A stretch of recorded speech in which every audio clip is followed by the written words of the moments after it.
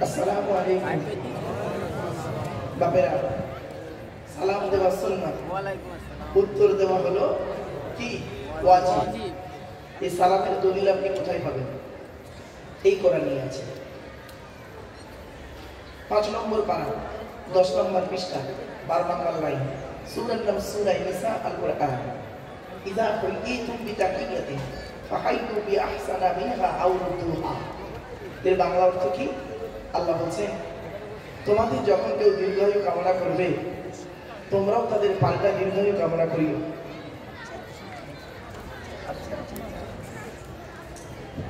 প্রাক ইসলামী যুগে প্রফেট মুহাম্মদ সাল্লাল্লাহু আলাইহি ওয়াসাল্লাম আসার আগের যুগটাকে আমরা বলি অজ্ঞতার যুগ। সেই যুগে মানুষের সঙ্গে দেখা হলে আসসালামু আলাইকুম কথাটা বেশি বলতো না। কি বলতো জানেন? হাইয়াকাল্লাহ, হাইয়াকাল্লাহ। তার মানে আল্লাহ তোমায় দীর্ঘজীবী করুক, আল্লাহ তোমায় দীর্ঘজীবী করুক। যিনি শুনতেন তিনি বলতেন ও হাইয়াকাল্লাহ, আল্লাহ তোমারও দীর্ঘজীবী করুক। বিশ্বনবী মুহাম্মদ সাল্লাল্লাহু আলাইহি ওয়াসাল্লাম পৃথিবীতে এসে পূর্বের ন্যায় আসসালামু আলাইকুম কথাটা চালনা করে দিলেন। পূর্বের ন্যায় কেন বললাম? তাহলে আগে কেউ এই সালামটি দিয়েছিল। চলো দলিলটা জেনে নিন। মিশকাত শরীফ কিতাবুল আদাব বাবুস সালাম আল ফাসলুস সালিস হাদিস নাম্বার 1, রাবীর নাম আবু হুরায়রা রাদিয়াল্লাহু তাআলা আনহু। আল্লাহ পাক আদমকে তৈরি করলেন 3টি স্তরে। কয়টি স্তর? 3টি। আমার সঙ্গে কথা বলেন আপনারা। 3টি স্তর। কি কি? 1 নম্বর, 3 মানে মাটি, বিভিন্ন কোয়ালিটির মাটি দিয়ে। ওই মাটিটাকে আল্লাহ পাক করলেন কি? দুর্গন্ধ পচা কাদা করলেন, পরিণত করেছিলেন। তার আর কি? হামাইম মাসনুন কোরআনে আছে। তারপর ওই দুর্গন্ধ পচা কাদাটাকে করলেন কি? সলসলিন কাল ফাখার, খণ্ডনে শক্ত মাটি। তো 3টি স্তরে আদম আলাইহিস সালামকে তৈরি করলেন। আদমকে তৈরি করার পরে আল্লাহ পাক বললেন, আদম ওই যে দূরে ফেরেশতারা বসে আছে ওদেরকে গিয়ে বলো আসসালামু আলাইকুম। তো আদম নবী জান্নাতে ফেরেশতাদেরকে গিয়ে বললেন আসসালামু আলাইকুম। ফেরেশতারা পাল্টা জবাবে বলেছিলেন ওয়ালাইকুম আসসালাম ওয়া রাহমাতুল্লাহ। এই সালামটি আদম নবী আর ফেরেশতাদের মধ্যে সীমাবদ্ধ নয়, আদমের সন্তান হিসেবে একে অপরের মধ্যে এই সালামের প্রচলন করা হলো। তাই আপনারা হলেন আদমের সন্তান, আমি আব্দুল্লাহ বিন মারুফ হলাম আদমের সন্তান। আদমের সন্তান হিসেবে নবী এই হাদিসকে আমল করতে গিয়ে আপনাদেরকে আমি সালাম দিয়েছি। সুবহানাল্লাহ একবার বলা যাবে? আরেকটা দলিল, ইয়া আইয়ুহাল্লাযীনা আমানু লা তাদখুলু বুয়ুতান গায়রা বুয়ুতিকুম হাত্তা তাস্তানিসু ওয়া তুসাল্লিমু আলা আহলিহা। পবিত্র কোরআন 18 নম্বর পারা, 12 নম্বর পৃষ্ঠা, 1 নম্বর লাইন, সূরার নাম সূরা নূর আল কোরআন। আল্লাহ বলছেন, হে ঈমানদার বান্দাগণ, তোমার বাড়ি হোক বা অন্যের বাড়ি হোক, বিনা অনুমতিতে প্রবেশ করবে না। বাড়িতে যখন প্রবেশ করার অনুমতি দেওয়া হবে, বাড়িওয়ালাদেরকে সালাম দেবে। পেছনে একটি হাদিস, বিশ্বনবী মুহাম্মদ সাল্লাল্লাহু আলাইহি ওয়াসাল্লাম তিনি যখন বাড়ি থেকে বেরোতেন সালাম দিয়েই বেরোতেন, বাড়িতে যখন প্রবেশ করতেন সালাম দিয়েই প্রবেশ করতেন। এই আদর্শ যদি আমাদের ভিতরে থাকতো তাহলে আমরা এতটা পিছিয়ে পড়তাম না। ঠিক না বেটি? একটু মাথায় রাখুন। এই সালাম স্বামী স্ত্রীর মধ্যে, পিতা পুত্রের মধ্যে, ভাই বোনের মধ্যে, ভাই ভাইয়ের মধ্যে দেওয়া নেওয়া করবেন। বিশ্বনবী মুহাম্মদ সাল্লাল্লাহু আলাইহি ওয়াসাল্লামের হাদিস, মিশকাত শরীফ কিতাবুল আদাব বাবুস সালাম আল ফাসলুস সানি, রাবীর নাম আব্দুল্লাহ ইবনে ওমর রাদিয়াল্লাহু তাআলা আনহু। আল্লাহ নবীকে জিজ্ঞাসা করা হলো, আইয়ুল ইসলামি খায়রুন ইয়া রাসূলুল্লাহ, ইসলামের উত্তম কাজগুলো কি কি? নবী বললেন 2টি।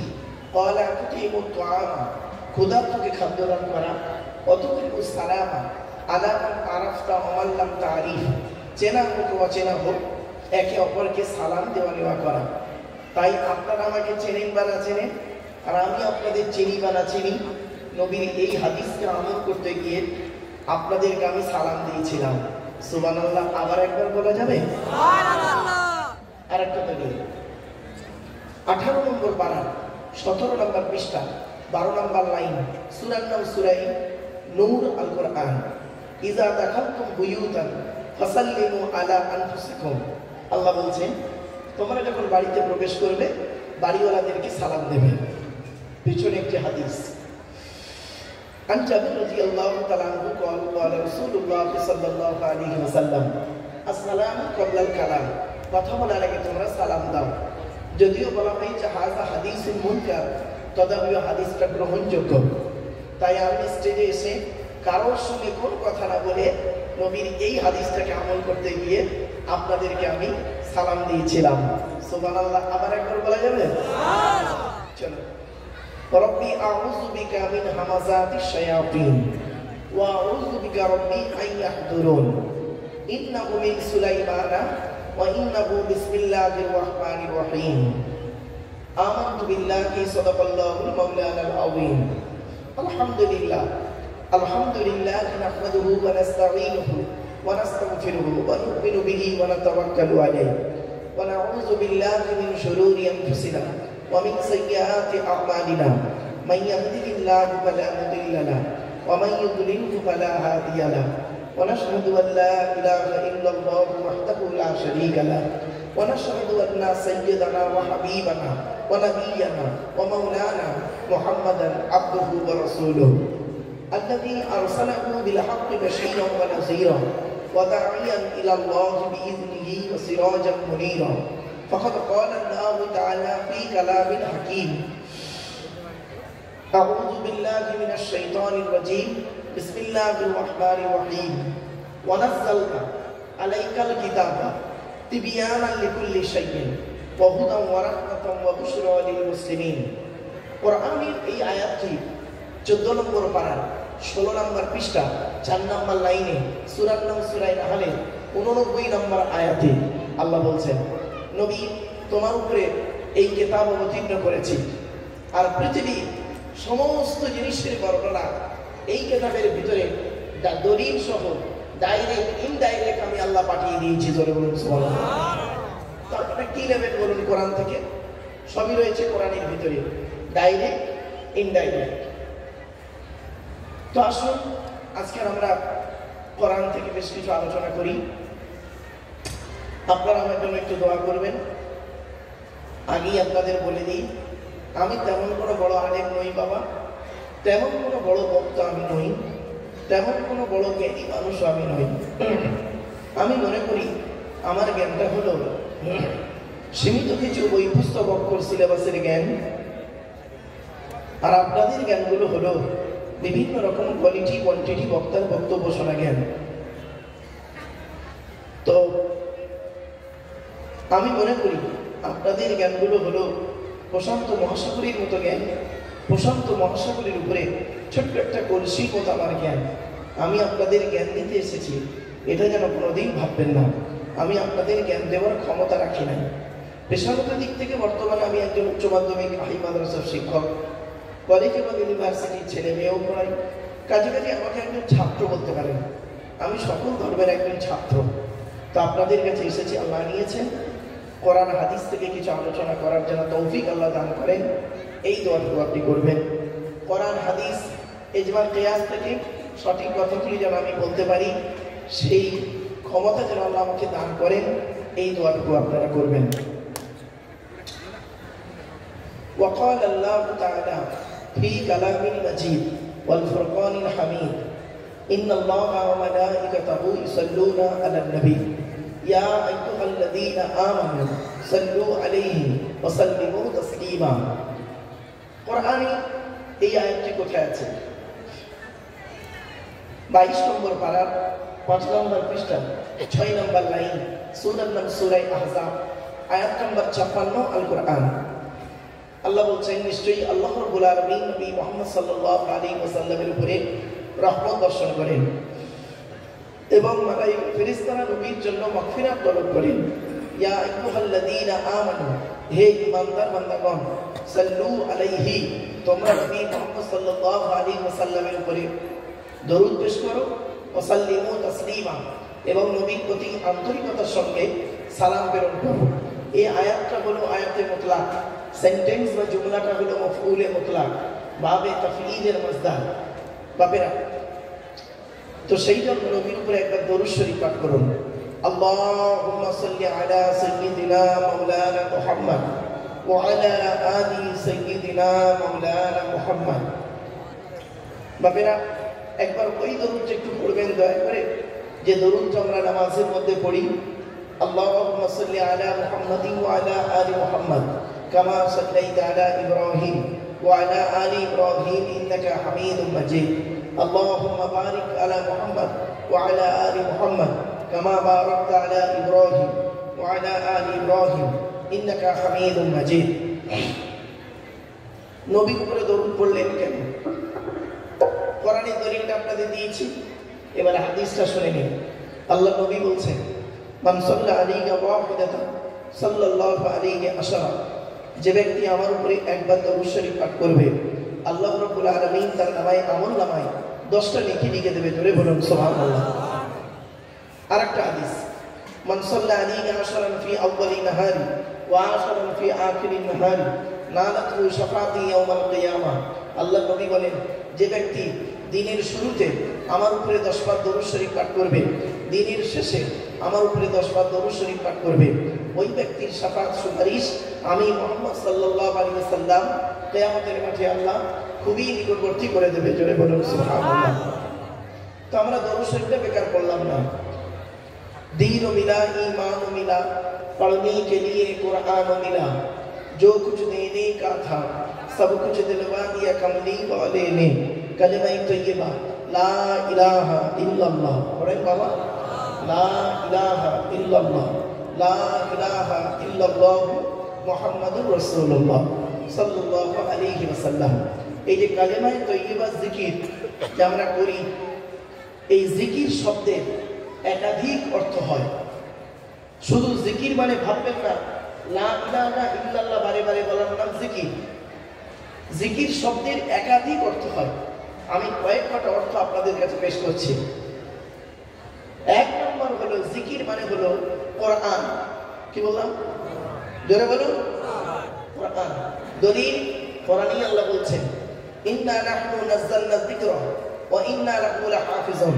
14 নম্বর পারার 1 নম্বর পৃষ্ঠা 9 নম্বর লাইন, সূরার নাম সূরা হুজুরাত, আয়াত নম্বর 9 আল কোরআন। আল্লাহ বলছেন, আমি আল্লাহ জিকির নাযিল করেছি, তার মানে আমি আল্লাহ কোরআন নাযিল করেছি। ওয়া ইন্না লাহু লাহাফিজুন, আর ওই জিকিরের হেফাজত করার মালিক হলাম আমি আল্লাহ, তার মানে এই কোরআনের হেফাজতকারী করার মালিক হলাম আমি আল্লাহ। জোরে বলুন সুবহানাল্লাহ। তাহলে জিকির শব্দের 1 নম্বর অর্থ কি বললাম? আরে ভাই কথা বলুন না আপনারা, কোরআন। 2 নম্বর জিকির মানে হলো উপদেশ। কি বললাম? উপদেশ। দলিল কোরআনে আল্লাহ বলছেন, ফাযাক্কির বিল কুরআনি মান ইয়াখাফু ওয়াঈদ। 26 নম্বর পারা 19 নম্বর পৃষ্ঠা একেবারে 12 নম্বর লাইন, সূরার নাম সূরা কাফের 45 নম্বর আয়াত। আল্লাহ বলছেন, নবী মানুষদেরকে উপদেশ দান করো। কিসের মাধ্যমে উপদেশ দেবে? বিল কুরআন, কোরআনের মাধ্যমে মানুষকে উপদেশ দান করো। এখানে জিকির মানে হলো উপদেশ। তাহলে একটা মানে বেরোলো কি? কোরআন, জিকির মানে। আর একটা মানে কি বেরোলো? উপদেশ। এবার আরেকটা মানে দেখুন কিরকম বেরোচ্ছে। জিকির মানে হলো স্মরণ করা বা মনে করা। কি বললাম? স্মরণ করা বা মনে করা। কোরআনে আছে, ফাসকুরুনি আযকুরুকুম ওয়াশকুরুনি ওয়ালা তাকফুরুন। 2 নম্বর পারা 2 নম্বর পৃষ্ঠার 11 নম্বর লাইন, সূরার নাম সূরা বাকারার 152 নম্বর আয়াত। আল্লাহ বলছেন, ফাসকুরুনি আযকুরুকুম ওয়াশকুরুনি ওয়ালা তাকফুরুন। তোমরা আমাকে স্মরণ করো, আমি আল্লাহও তোমাদের স্মরণ করব। জোরে বলুন সুবহানাল্লাহ। 4 নম্বর জিকির মানে হলো নামাজ। কি বললাম? জিকির মানে নামাজ। কোরআনে আছে, ইয়া আইয়ুহাল্লাযীনা আমানু ইযা নুদিয়া লিস-সালাতি মিন ইয়াউমিল জুমআতি ফাসআউ ইলা যিকরিল্লাহি ওয়া যারুল বাই'a যালিকুম খায়রুল লাকুম ইন কুনতুম তা'লামুন। 28 নম্বর পারা 13 নম্বর পৃষ্ঠা 6 নম্বর লাইন, সূরার নাম সূরা জুমা 9 নম্বর আয়াত। আল্লাহ বলছেন, হে ঈমানদার বান্দাগণ, জুমার দিনে যখন আযান দিয়ে তোমাকে আহ্বান করা হবে, ফাসাউ ইলা যিকিরিল্লাহ, তোমরা ছুটে চলে এসো নামাজের দিকে, আল্লাহর জিকিরের দিকে চলে এসো। তার মানে কি? ছুটে চলে এসো কিসের দিকে? নামাজের দিকে। এখানে জিকির মানে লা ইলাহা ইল্লাল্লাহ বলা নাই বাবা, জিকির মানে হলো নামাজ। কটা মানে বেরোচ্ছে দেখতে পাচ্ছেন? আপনারা তো একটাই জানতেন, জিকির মানে শুধু লা ইলাহা ইল্লাল্লাহ বলা না বাবা। চলেন এবার আসছে, জিকির মানে হলো গবেষণা করা, চিন্তা ভাবনা করা। কোরআনে আল্লাহ বলছেন, আল্লাযীনা ইয়াযকুরুনাল্লাহা কিয়ামান ওয়া কুউদান ওয়া আলা জুনুবিহিম ওয়া ইয়াতাফাক্কারুনা ফী খালকিস সামাওয়াতি ওয়াল আরদ। পবিত্র কোরআনে 4 নম্বর পারা 14 নম্বর পৃষ্ঠা 9 নম্বর লাইন, সূরার নাম সূরা আল ইমরানের 191 নম্বর আয়াত। আল্লাহ বলেন, যারা আমাকে দাঁড়িয়ে বসে শুয়ে স্মরণ করে আর কি করে, ওয়া ইয়াতাফাক্কারুনা ফী খালকিস সামাওয়াতি ওয়াল আরদ, আমি আসমান পৃথিবী জমিন দিয়ে কিভাবে সৃষ্টি করেছি সেটাকে নিয়ে যারা চিন্তা ভাবনা করে। এখানে জিকির মানে হলো গবেষণা করা। আবার দেখেন, জিকির মানে হলো ভয় করা। কি বললাম বাবা? ভয় করা। ধরি কোরআনে আল্লাহ বলছেন, ফাইদা কুদিয়াতিস সালাতু ফান্তাশিরু ফিল আরদি ওয়াবতাগু মিন ফাদলিল্লাহ ওয়াযকুরুল্লাহা কাসীরান লাআল্লাকুম তুফলিহুন। পবিত্র কোরআনে 28 নম্বর পারা 13 নম্বর পৃষ্ঠা সূরা জুমা 10 নম্বর আয়াত। আল্লাহ বলছেন, যখন নামাজ কমপ্লিট হয়ে যাবে, ফান্তাশিরু ফিল আরদি, জমিনের মধ্যে ছড়িয়ে পড়বে, ওয়াবতাগু মিন ফাদলিল্লাহ, আল্লাহর করুণা অন্বেষণ করবে, মানে হালাল ইনকাম করবে, ওয়াযকুরুল্লাহা কাসীরা, আল্লাহকে বেশি বেশি করে ভয় করবে। তাহলে কি হবে? লাআল্লাকুম তুফলিহুন, তাহলে তুমি পৃথিবীতে সফলকামী হবে। জোরে বলুন সুবহানাল্লাহ। তাহলে এখানে হলো জিকির মানে হলো ভয় করা। আবার দেখেন, জিকির মানে হলো আইন কানুন, according to Islamic law, not only according to Indian law. জিকির মানে হলো আইন কানুন। আল্লাহ পাক বলছেন, ওমান আ'রাদা আন যিকরি ফাইন্না লাহু মাঈশাতান দানকা ওয়া নাহশুরুহু ইয়াওমাল কিয়ামাতি আ'মা। 16 নম্বর পারার 19 নম্বর পৃষ্ঠা 12 নম্বর লাইন, সূরার নাম সূরা তাহা 124 নম্বর আয়াত। আল্লাহ বলছেন, যে ব্যক্তি আমার আইন কানুন থেকে মুখ ফিরিয়ে নেবে, ওমান আ'রাদা আন যিকরি, যে ব্যক্তি আমার আইন কানুন থেকে মুখ ফিরিয়ে নেবে, পৃথিবীতে আমি আল্লাহ তার জীবনযাত্রা হবে করবো কিভাবে? সংকুচিত, টেনশনে টেনশনে তার জীবনযাপন করতে হবে। আর কিয়ামতের মাঠে ওয়ানাহশুরু ইয়াওমাল কিয়ামাতি আ'মা, আমি কিয়ামতের মাঠে তাকে আমি অন্ধ করে তুলব। এখানে জিকির মানে হলো আইন কানুন। কতগুলো জিকিরের মানে বেরোলো দেখুন। আবার দেখেন, জিকির মানে হলো কথাবার্তা। কি বললাম? আরে ভাই কথা বলুন একটু। কথাবার্তা। আচ্ছা, পৃথিবীর সবথেকে উত্তম ইবাদতের নাম কি জানেন?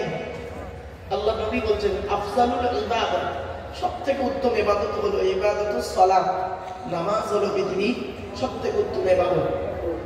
আফজালুত তিলাওয়াত, সবথেকে উত্তম তেলাওয়াত হলো তেলাওয়াতুল কুরআন, কোরআন তেলাওয়াত। আর আফজালুল জিকির, সবথেকে উত্তম কথাবার্তা হলো কি? লা ইলাহা ইল্লাল্লাহু মুহাম্মাদুর রাসূলুল্লাহ, আল্লাহ ছাড়া কোনো মাবুদ নেই, মুহাম্মদ সাল্লাল্লাহু আলাইহি ওয়াসাল্লাম হলেন তার প্রিয় রাসূল। এই কথাটা আকাশের নিচে জমিনের উপরে এর থেকে উত্তম কথাবার্তা আর হতে পারে না। তাই জিকিরের অনেকগুলো অর্থ করে দিলাম এবং কালেমায়ে তাইয়্যিবাকে আপনি পড়লেন, জিকির করলেন। এবার হাদিস কি বলছে দেখি। আল্লাহ নবী বলছেন, মাসালুল লাযী ইয়াযকুরু রাব্বাহু ওয়াল্লাযী লা ইয়াযকুরু রাব্বাহু মাসালুল হাইয়্যি ওয়াল মাইয়্যিত। নবীজি বলেছেন, যে ব্যক্তি আল্লাহর জিকির করলো আর যে ব্যক্তি আল্লাহর জিকির করলো না, দুটো ব্যক্তি কোনোদিন এক হতে পারে না। যে জিকির করলো না ও হলো মৃত ব্যক্তি, আর যে জিকির করলো, স্মরণ করলো, ও হলো জীবিত ব্যক্তি। জোরে বলুন সুবহানাল্লাহ। দাদা হুজুর পীর কুবলা রহমাতুল্লাহ আলাইহি ফুরফুরা শরীফ নাম শুনেছেন। তিনি ফজরের নামাজের পরে, মাগরিবের নামাজের পরে, বিশেষ করে মাগরিবের নামাজের পরে জিকিরের মাজলিস করতেন অন্তরটাকে পরিষ্কার করার জন্য। চলুন আসছি। নবীজি বললেন, আকসিরু যিকরাল্লাহ হাত্তা ইয়াকুনু মাজনুন, তুমি এতটাই আল্লাহর স্মরণ করো, আল্লাহর জিকির করো, স্মরণ করো, যে কোনো লোকে তোমাকে পাগল বলে মনে করে। লা ইয়াজালু লিসানুকা রাতাবান মিন যিকরিল্লাহ। আরেকটা হাদিস রাসূলুল্লাহ বলেছেন যে তোমাদের জবানটা যেন সর্বদা আল্লাহ আল্লাহর পথে যেন কথাগুলো বলে। আরেকটা হাদিস দিচ্ছি আপনাদেরকে, ভাবতে পারছেন? শুনলে চমকে যাবেন। আচ্ছা বাবা, আমাদের দেহের মধ্যে যদি ময়লা লাগে, জামা কাপড়ে যদি ময়লা লাগে, আপনারা পরিষ্কার করেন কি দিয়ে? সার্ফ, সাবান ইত্যাদি। দেহে যদি ময়লা পড়ে আপনারা কি দিয়ে পরিষ্কার করেন? শ্যাম্পু, সাবান ইত্যাদি জালি দিয়ে ডলে দেন। এটা হলো বাহ্যিক, বাইরে। আর ভেতরটা যখন, অন্তরটা যখন ময়লা হয়ে যায়, মিথ্যা, দাগাবাজি, চিটিংবাজি, সুদ, ঘুষ, ব্যভিচার, নারী নির্যাতন, পাপ কাজ করে করে অন্তরে যখন ময়লা পড়ে যায়, আপনি অন্তরটাকে পরিষ্কার করবেন কিভাবে? আমার নবীজি বলছেন, শুনে নিন, পৃথিবীর প্রত্যেকটা বস্তু খারাপ হয়ে গেলে তার সারাবার পন্থা বা রাস্তা আছে। মানুষের অন্তর যখন খারাপ হয়ে যায়, একমাত্র আল্লাহর জিকিরই মানুষের অন্তরটাকে পরিষ্কার করে দেয়। লিকুল্লি শাইইন সাকালাতুন ওয়া সাকালাতুল কুলুব যিকরিল্লাহ। রাসূলুল্লাহ বলেছেন প্রত্যেকটা বস্তু খারাপ হয়ে গেলে তার সারাবার রাস্তা আছে। মানুষের অন্তর যখন খারাপ হয়ে যায়, আল্লাহর জিকিরই মানুষের অন্তরটাকে পরিষ্কার করে দেয়। জোরে বলুন। তাহলে আপনারা দাদা হুজুর বিল্লাহ রাহমাতুল্লাহ আলাইহি তিনি যে জিকিরের মাজলিসটা করেন বা এই যে প্রচলন আছে, এটা একেবারে শরীয়ত বিরুদ্ধে নয়, শরীয়ত বিরোধী নয়। কথা বুঝতে পারছেন? দেখেন, আমরা চারটি জিনিস নিয়ে চলি। কটা? আমার সঙ্গে কথা বলুন না আপনারা। চারটি। কি কি? এক নাম্বার কোরআন। আমরা কোনো জিনিস করতে গেলে দেখব সেই জিনিসটা, কথাটা, ইঙ্গিতটা কোরআনে আছে কিনা।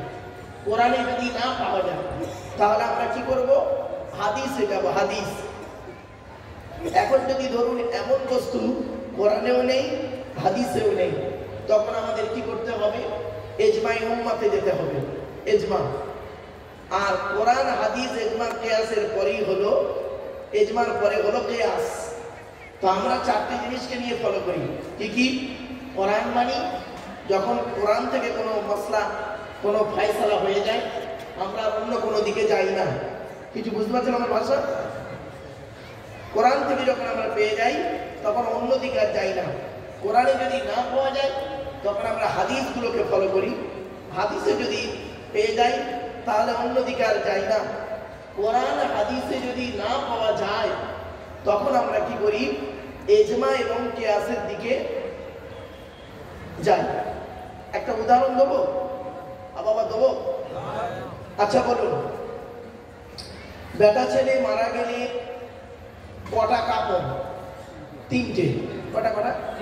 তিনটে দেন আপনারা। আর মেয়ে ছেলে মারা গেলে কটা কাপড়? পাঁচটা। বাহ। এখন ধরুন একটা হিজড়ে যদি মারা যায় তার কটা কাপড় দেবেন বলুন? এটা তো আপনি কোরআনও পাবেন না, হাদিসও পাবেন না। তখন কি হবে? তখন আপনাকে কি করতে হবে? ইজমা এবং কিয়াসের দিকে যেতে হবে। কোরআন হাদিসকে সামনে রেখে, কোরআন হাদিস ছেড়ে না, কোরআন হাদিসকে সামনে রেখে ইজমা কিয়াসের দিকে যেতে হবে। উত্তরটা কি শুনে নিন। যদি ওই ব্যক্তি, মৃত ব্যক্তি, দেহের বেশিরভাগ অংশ যদি পুরুষের দিকে যায় তাহলে পুরুষের কাফন দেওয়া হবে। বেশিরভাগ অংশ যদি মহিলার দিকে যায় তাহলে মহিলার কাফন দেওয়া হবে। এটা আপনি পেলেন করতে গিয়ে ওই ইজমা কিয়াস থেকে অনুমান করে। আরো দেখেন, ধরুন শুকর খাওয়া কি? জোরে বলুন। হারাম। বকরি বা ছাগল খাওয়া কি? হালাল। তাহলে শুকর খাওয়া হারাম, বকরি বা ছাগল খাওয়া হালাল। এখন ধরুন একটা প্রাণী পাওয়া গেছে এই নদিয়া ডিস্ট্রিক্টে বা জঙ্গলে, এমন একটা প্রাণী পাওয়া গেছে যে প্রাণীটা অর্ধেকটা শুকরের মতো দেখতে আর অর্ধেকটা ছাগলের মতো দেখতে। এখন ওই প্রাণীটা দেখেন কি ঝামেলায় পড়লেন দেখলেন। ওরে বাবা, প্রাণী হয়তো আপনারা হয়তো বলছেন এরকম প্রাণী হয় নাকি, তাই তো? শুনে নিন, প্রাণী কটা দেখেছেন? প্রাণী কত রকমের দেখেছেন? যারা প্রাণী বিজ্ঞানী তারাই জানেন কত রকমের সৃষ্টি জীব পৃথিবীতে আছে, একমাত্র আল্লাহই জানে। গুণে শেষ করা যাবে না, গুণে শেষ করতে পারবেন না পৃথিবীতে কত রকমের আল্লাহ পাকের সৃষ্টি জীব আছে। শুনে নিন, এর উত্তরটা কি? ওই প্রাণীটার স্বভাবটা যদি শুকরের মতো হয় তাহলে খাওয়া হারাম, ওই প্রাণীটার স্বভাবটা যদি ছাগলের মতো হয় তাহলে খাওয়া হারাম। দেখলেন, এটা কোরআনেও পাবেন না, হাদিসেও পাবেন না। এই জন্য আরেকটা উদাহরণ দিচ্ছি, দেখেন একটা উদাহরণ। আচ্ছা বাবা, আমি হাতে ঘড়ি পরে আছি, দেখতে পাচ্ছেন? বলুন না, ঘড়ি পরে আছি। আচ্ছা, নবীজির যুগে কি এই ঘড়ি ছিল? সাহাবীদের যুগে কি ঘড়ি ছিল? ছিল না তো। তাবিঈদের যুগে ঘড়ি ছিল? ঘড়ির জন্ম হয়েছে খুব যদি 1000 বছর ধরি, খুব মেরে কেটে জাস্ট ধরে নিচ্ছে এটা। তো নবীর যুগে ছিল না, সাহাবীদের যুগে ছিল না। তাহলে এখন এই যে বস্তুটা আমি হাতে পরে আছি বা অনেকে হাতে পরে আছেন, এটা কি জায়েজ না না জায়েজ? বলুন, কি করে জায়েজ পেলেন? কোরআনেও নেই, হাদিসেও তো নেই। কোরআনেও নেই, হাদিসেও নেই, আপনি এটাকে জায়েজ বলবেন কি করে? যেহেতু কোরআনেও ইঙ্গিত নেই, হাদিসেও ইঙ্গিত নেই। বুঝতে পারছেন? এইটার জন্য হয়ে গেল কিয়াসের, ইজমা কিয়াসের প্রয়োজন। আবার দেখেন, আবার একটা বলছি, আমি ঘড়িটা পরে আছি কোন হাতে? বাম হাতে। অনেকে ঘড়ি পরে ডান হাতে, তাই তো নাকি? হ্যাঁ, তা আমি বাম হাতে পরে আছি, আর একদম ডান হাতে পরে আছে, কোনটা ঠিক? বলুন, ডান হাতটা ঠিক না বাম হাতটা ঠিক? হয়ে গেছে, হয়ে গেছে, এখানেই শেষ। শোনেন, দুটোই ঠিক। কোথায় পেলেন আপনি? শুনে নিন, আল্লাহ নবীর যুগে ঘড়ি ছিল না। নবীজি হাতে একটা আংটি ব্যবহার করতেন, আংটি। আংটিতে লেখা থাকতো কি? আল্লাহ, আল্লাহ, রসুল, মোহাম্মদ, এই তিনটে শব্দ লেখা থাকতো। তো নবীজি করতেন কি? যখন চিঠি দিতেন, ওই চিঠির শেষে স্টাম্পটা মেরে দিতেন। কিছু বুঝতে পারছেন আমার ভাষা? তো নবীজি ডান হাতের শাহাদাত আঙুলে আংটিটা করে থাকতেন। তাহলে তো শিখে নিন, জেনে নিন অন্তত। মাঝে মাঝে নবীজি করতেন কি? এই ডান হাত থেকে খুলে নিয়ে বাম হাতের কোড়ে আঙুলের পরে বসে থাকতেন। ডান হাতের এই আঙুল থেকে খুলে নিয়ে বাম হাতের কোড়ে আঙুলের পরে বসতেন মাঝে মাঝে। তো সাহাবীরা জিজ্ঞাসা করলেন, ইয়া রাসূলুল্লাহ, আপনি এই ডান হাত থেকে আংটিটা মাঝে মাঝে খুলে বাম হাতে পরেন কেন? বাম হাতের ছোট আঙুলে। নবীজি বললেন, শোনো, আমার ভয় হয় আমার ইন্তেকালের পরে কোনো মানুষ যদি এটাই মনে করে নেয় নবী যেহেতু ডান হাতে আংটিটা পরত, ডান হাতটাই আল্লাহর দেওয়া হাত, বাম হাতটাই মনে হয় শয়তানের দেওয়া হাত, যাতে করে এই গোঁড়ামিটা ওদের মধ্যে যাতে না থাকে, সেজন্য আমি মুহাম্মদ সাল্লাল্লাহু আলাইহি ওয়াসাল্লাম পৃথিবীতে জীবিত থাকা অবস্থায় আমি করলাম কি? আমি ডান হাত বাম হাত দুই হাতেই ব্যবহার করে গেলাম। এখান থেকে গবেষণা করে এলো ঘড়ি। ঘড়িটা কি করে এলো? তো নবী তো ঘড়ি পরেননি। নবীজি আংটিটা ব্যবহার করতেন কেন? নবীজি আংটি ব্যবহার করতেন প্রয়োজনের জন্য, স্টাম্প দেওয়ার জন্য। ঠিক না? ঠিক, প্রয়োজনের জন্য। তা আপনি ঘড়িটা ব্যবহার করেন কেন? প্রয়োজন হলো টাইম দেখার জন্য। কিছু বুঝতে পারছেন? আর ডান হাত বাম হাত করেন কেন? নবীজি যেহেতু আংটিটা ডান হাতেও করেছে, বাম হাতেও করেছে, ওই আংটিকে কিয়াস করে ঘড়ি ব্যবহার করা হয়েছে। একেবারে অনুমান, ওই আংটিটাকে অনুমান করে কিয়াস। কিয়াস মানে কি? অনুমান। কি বললাম? ওই অনুমান করে, ওইটাকে অনুমান করে এইটাকে জায়েজ করা হয়েছে। কিছু বুঝতে পারছেন? আর একটা শিখে দিন, এগুলো শিখে নিন। এ ওয়াজ পরে বুঝতে পারবো না, আমি চলে যাওয়ার পর। আচ্ছা, নবীজি সারা জীবন তো দাঁড়িয়ে পেচ্ছা ফিরে, বসে পেচ্ছা ফিরেছেন, ঠিক না? ঠিক। আর ভাই বলুন না, কথা বলুন না আপনারা। নবীজি সারা জীবন বসে পেচ্ছাপ ফিরেছেন, কিন্তু নবীজি জীবনে একবার দাঁড়িয়ে পেচ্ছাপ ফিরেছিলেন, একবার দাঁড়িয়ে পেচ্ছাপ ফিরেছিলেন। এখন আপনাকে আমি প্রশ্ন করছি, আপনি কলকাতায় গিয়েছেন, কলকাতার যে পেচ্ছাপখানাগুলো আছে, টয়লেটগুলো আছে, দেখবেন বসার কোনো প্লেস নেই। যদি বসেন না, গায়ে নোংরা লেগে যাওয়ার সম্ভাবনা বেশি, বিশেষ করে ধর্মতলা বাস স্ট্যান্ডে। এখন আপনি ওখানে গিয়ে কি করবেন বলুন? যেহেতু নবী তো দাঁড়িয়ে বসে পেচ্ছাপ ফিরেছেন, তাহলে আপনাকে বসে পেচ্ছাপ ফিরতে হবে। আপনি ওই নবীর ওই সুন্নত আদায় করতে গেলে ওইখানে ওই পরিস্থিতিতে দেখবেন অন্য একজন লোক, যুবক ছেলে, প্যান্টের চেনগুলো আপনার মাথায় এসে ছেড়ে দেবেন, ফট করেছেন, যে বুঝতে পারবেন না। তাহলে শোনেন, নবীজি যেহেতু বসে সারা জীবন পেচ্ছাপ ফিরেছেন, আমাদের বসেই ফিরতে হবে। নবীজি একবার দাঁড়িয়ে পেচ্ছাপ ফিরেছিলেন, হাদিসে আছে। বাবা ভুল বুঝবেন না যেন, তোমার হাদিস জানা নেই বলে তুমি ভেবো না যে এটা নতুন কথা। তুমি হাদিস জানো, দেখলে তোমার সব ক্লিয়ার হয়ে যাবে। তো মুহাম্মদ সাল্লাল্লাহু আলাইহি ওয়াসাল্লাম একবার জীবনে দাঁড়িয়ে পেচ্ছাপ ফিরেছিলেন। কোথায়? যেখানে পেশাব ফিরতে গেলেন সেখানে দেখছেন যে এখানে বসার কোনো প্লেস নেই। যদি বসেন তাহলে পেশাব ছিটে ওনার গায়ে লাগতে পারে। সেই জন্য ওখানে বাধ্য হয়ে, না ছাড়ে বাধ্য হয়ে অগত্যায় দাঁড়িয়ে পেচ্ছাপ ফিরেছিলেন।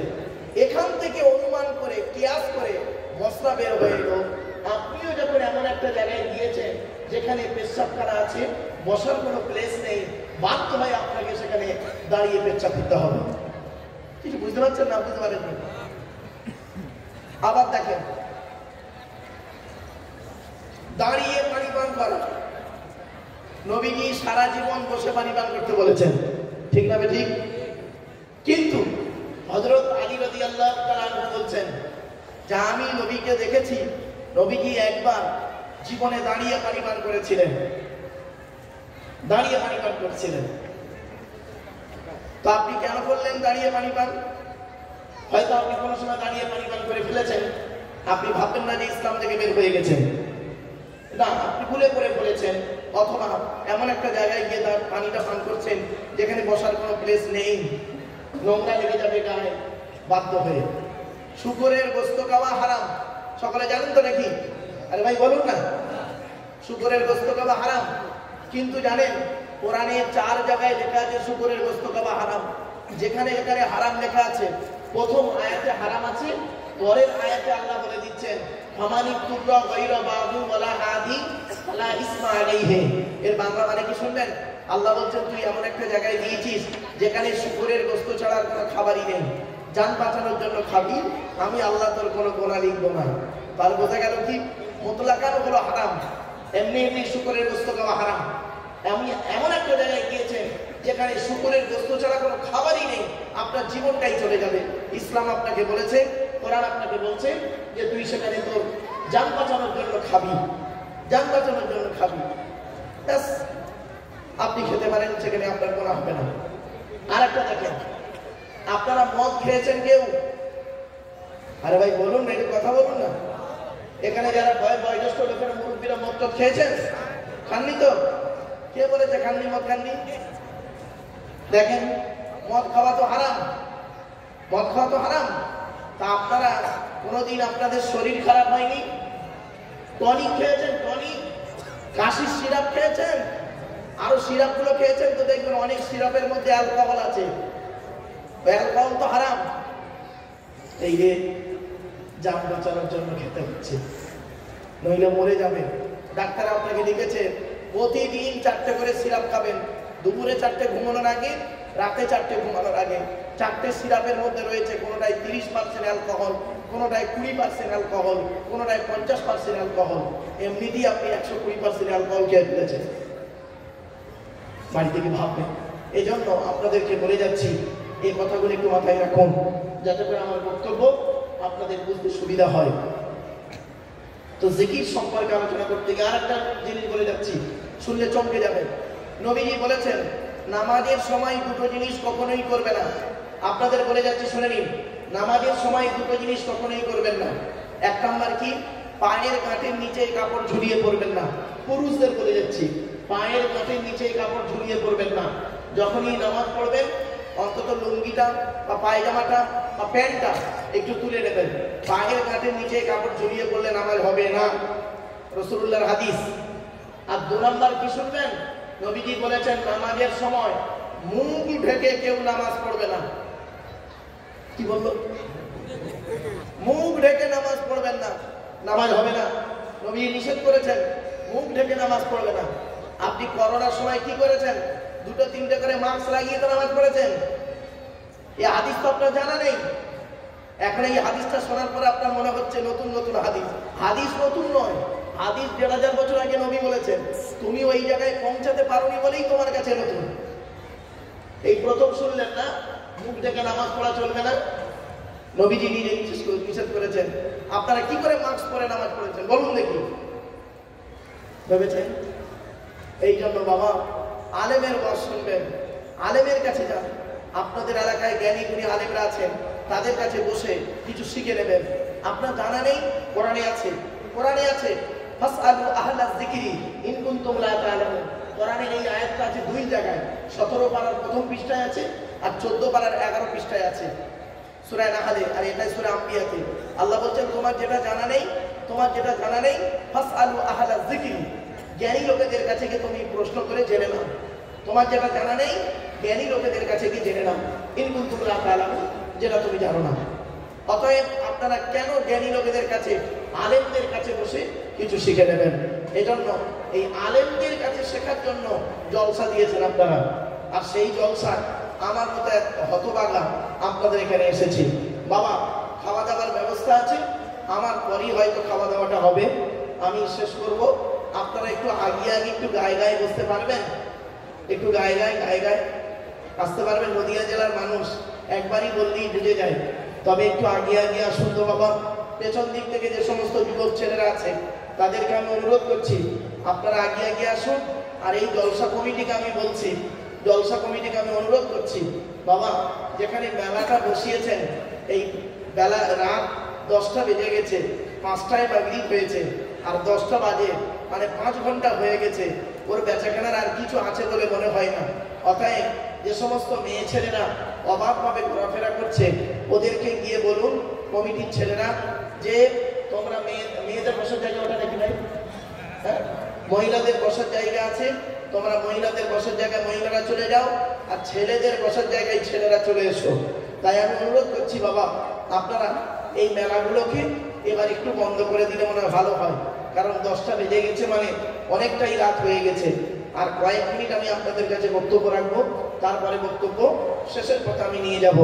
জ্ঞানী গুণী বুদ্ধিজীবী মানুষ আপনারা আমার এই কথাগুলোকে একটু ফলো করুন। মুহাম্মাদুন বাশারুন, মুহাম্মাদুন বাশারুন লাইসা কাল বাশারি ইয়াকুতুনা হাজারুন লাইসা কাল হাজারি বালাগাল উলা বিকামালিহি কাশাফান দুজা বিজামালিহি হাসনাতু জামিউ খিসালিহি সাল্লু আলাইহি ওয়া আলিহি আল্লাহুম্মা সাল্লি আলা সাইয়্যিদিনা মাওলানা মুহাম্মাদ ওয়া আলা আলি সাইয়্যিদিনা মাওলানা মুহাম্মাদ। আল্লাহুম্মা আমিন। ربنا ظلمنا أنفسنا وإن لم تغفر لنا وترحمنا لنكونن من الخاسرين ربي زدني علما ربي ارحمهما كما ربياني صغيرا। রব্বুল আলামিন সন্ধ্যা থেকে নিয়ে এখন পর্যন্ত বহু আলেম উলামা, জ্ঞানী গুণী বুদ্ধিজীবীরা বিভিন্ন দিক নিয়ে আলোচনা করেছেন। আমি অধম গুনাহগার, তেমন তো কিছুই জানি না, আমার নিজস্ব বলার কোনো ক্ষমতাই নেই। সুবহানাকা লা ইলমা লানা ইল্লা মা আল্লামতানা ইন্নাকা আনতাল আলিমুল হাকিম। রব্বুল আলামিন যা কিছু বলাবেন, শোনাবেন, পড়াবেন, আল্লাহ আমাদের আমল করার তৌফিক দান করুন। ওগো দয়াময়, এই নদিয়া জেলার মানুষ, চাপড়া থানার অন্তর্গত এই নদিয়া জেলার মানুষ, বাগপাড়ার মানুষদের জন্য আল্লাহ আমরা সকলে দোয়া চাইছি। আমরা কোরআন হাদিস ইজমা কিয়াস মোতাবেক আলোচনা করা, বক্তা শ্রোতা আমল করার তৌফিক দান করুন। রব্বি ইশরাহ লি সাদরি ওয়া ইয়াসসির লি আমরি ওয়াহলুল উকদাতাম মিন লিসানি ইয়াফকাহু কওলি। আল্লাহুম্মা ইন্না নাসআলুকা ইলমান নাফিয়া ওয়া আমালান মুতাকাব্বালা ওয়া রিজকান হাসানা ওয়া হালালান তাইয়্যিবা। রব্বুল আলামিন এই জলসার সভাপতি, সেক্রেটারি, কেশিয়ার কমিটি, বক্তা, শ্রোতা, মাদ্রাসার সভাপতি, সেক্রেটারি, কেশিয়ার কমিটি, শিক্ষকগণ, শিক্ষার্থী, শিক্ষা দরদি, শিক্ষাকর্মী সকলকে আল্লাহ আপনি কবুল করে নিন। হালাল মাল থেকে তাবারুক আল্লাহ আপনি কবুল করে নিন। দয়া করে মেহেরবানি করে আল্লাহ আমাদের এই আলোচনাকে আপনি কবুল করে নিন। সুবহান রাব্বিকা রাব্বিল ইজ্জাতি আম্মা ইয়াসিফুন ওয়া সালামুন আলাল মুরসালিন ওয়ালহামদুলিল্লাহি রাব্বিল আলামিন। ওয়াজআল আখিরা কালামিনা ইনদাল মাউতি লা ইলাহা ইল্লাল্লাহু মুহাম্মাদুর রাসূলুল্লাহ sallallahu alaihi wasallam. Sadr Jalsa, in the name of Allah, the most merciful, most beneficent, peace be to Allah, Lord of the world, স্বনামধন্য, সুনির্বাচিত, মহামান্য আজকের মাহফিলের সভাপতি সাহেব, আমন্ত্রিত উলামা হযরত, দিন দরদি, ইসলাম দরদি, মুমিন মুত্তাকি মুসলমান, সালেহ নেককার আল্লাহওয়ালা বাবাজিরা, আমার যুবক ভাইরা, স্নেহের কুচি কুচি বাচ্চারা, পর্দার অন্তরালে পর্দানশীলা ধার্মিকা, স্নেহময়ী মমতাময়ী আমার মা ও বোনেরা, তার সাথে জানাই আমার আওয়াজ শ্রবণকারী মুসলিম ও মুসলিম সমস্ত জাতির মানুষেরা, মহান আল্লাহ পাকের দরবারে শুকরিয়া আদায় করি যে রব্বুল আলামিন আমাকে আপনাকে বসিয়েছেন সেই মাগরিবের নামাজের পর থেকে নিয়ে কিছুক্ষণ কোরআন হাদিস ইজমা কিয়াসের আলোচনা শোনার, বোঝার, আমল করার জন্য। সেই পরওয়ারদিগার বিনিয়াজের দরবারে প্রাণ খুলে ভক্তি ভরে উচ্চ আওয়াজে একবার শুকরিয়া আদায় করি, বলুন আলহামদুলিল্লাহ। একটু আমার সাথে সাথে বলুন সুবহানাল্লাহি ওয়া বিহামদিহি, বলুন না একটু সুবহানাল্লাহি ওয়া বিহামদিহি সুবহানাল্লাহিল আযীম। এটি হলো বুখারী শরীফের শেষ হাদিস। আর বুখারী শরীফের প্রথম হাদিস হলো ইন্নামাল আ'মালু বিন্নিয়াত। এর বাংলা অর্থ হচ্ছে প্রত্যেকটা কাজ তার নিয়তের উপরে নির্ভর করে। তাই এতগুলো জ্ঞানী গুণী বুদ্ধিজীবী মানুষ আপনারা এসেছেন, আপনাদের অন্তরে একটা নিয়ত বা উদ্দেশ্য আছে। আমি অথবা আব্দুল্লাহ বিন মারুফ তেমন ইলম নেই, তেমন জ্ঞান নেই। আল্লাহ পাক আমাকে এখানে আনিয়েছেন, আমার অন্তরে একটা নিয়ত বা উদ্দেশ্য আছে। আমার উদ্দেশ্যটা আপনারা কেউ জানেন না, আপনাদের উদ্দেশ্যটা আমিও জানি না। সুতরাং উভয়ের নিয়ত যিনি জানেন তিনি কে? আল্লাহ। ইন্নাল্লাহা আলিমুম বিযাতিস সুদূর। নিশ্চয়ই আল্লাহ রাব্বুল আলামিন বান্দার অন্তরের খবর সবই রাখেন। তাই আজকের এখানে যা কিছু আলোচনা হবে আপনাদের মাঝে, আমার মাঝে, আজকের আলোচনার সাক্ষী থাকবে কে? আল্লাহ। আল্লাহু শাহীদুন বাইনি ওয়া বাইনাকুম। আপনাদের মাঝে, আমার মাঝে আজকের আলোচনার সাক্ষী রাখলাম সৃষ্টিকর্তা আল্লাহ পাককে। এবারে আসছি আলোচনার বিষয়বস্তু সম্পর্কে। কিসের উপরে আলোচনা হবে? আজকের আলোচনা হবে আল্লাহর কোরআন, নবীর হাদিস, ইজমা এবং কিয়াস থেকে, বাস্তব জীবন থেকে কিছু কথা আপনাদের কাছে আমি আলোচনা রাখবো ইনশাআল্লাহ। তো সর্বপ্রথম আমরা আল্লাহর পরিচয়টা জেনে নিই। আল্লাহর পরিচয় হলো কোরআনে আছে মাত্র 4টি। 1 নাম্বার, আল্লাহ নিজেই বলছেন, কুল, নবী তুমি বলো, হু আল্লাহু আহাদ, সে আল্লাহ হলেন একক। 2 নাম্বার, আল্লাহুস সামাদ, আল্লাহ হলেন অমুখাপেক্ষী, আল্লাহ কারো মুখাপেক্ষী নন, সারা পৃথিবী তার মুখাপেক্ষী। 3 নাম্বার, লাম ইয়ালিদ ওয়া লাম ইউলাদ, আল্লাহ কাউকে জন্ম দেয়নি, আল্লাহ কেউ জন্ম দেয়নি। 4 নাম্বার, ওয়া লাম ইয়াকুল লাহু কুফুয়ান আহাদ, আল্লাহর সমকক্ষ কেউই নেই। এই হলো আল্লাহর 4টে পরিচয়। আল্লাহ যুগে যুগে নবী রাসূল পাঠিয়েছেন, পৃথিবীতে নবী এসেছেন, অগণিত নবী এসেছেন। একটা সংখ্যা ধরা হয় 1,24,000। কত? 1,24,000।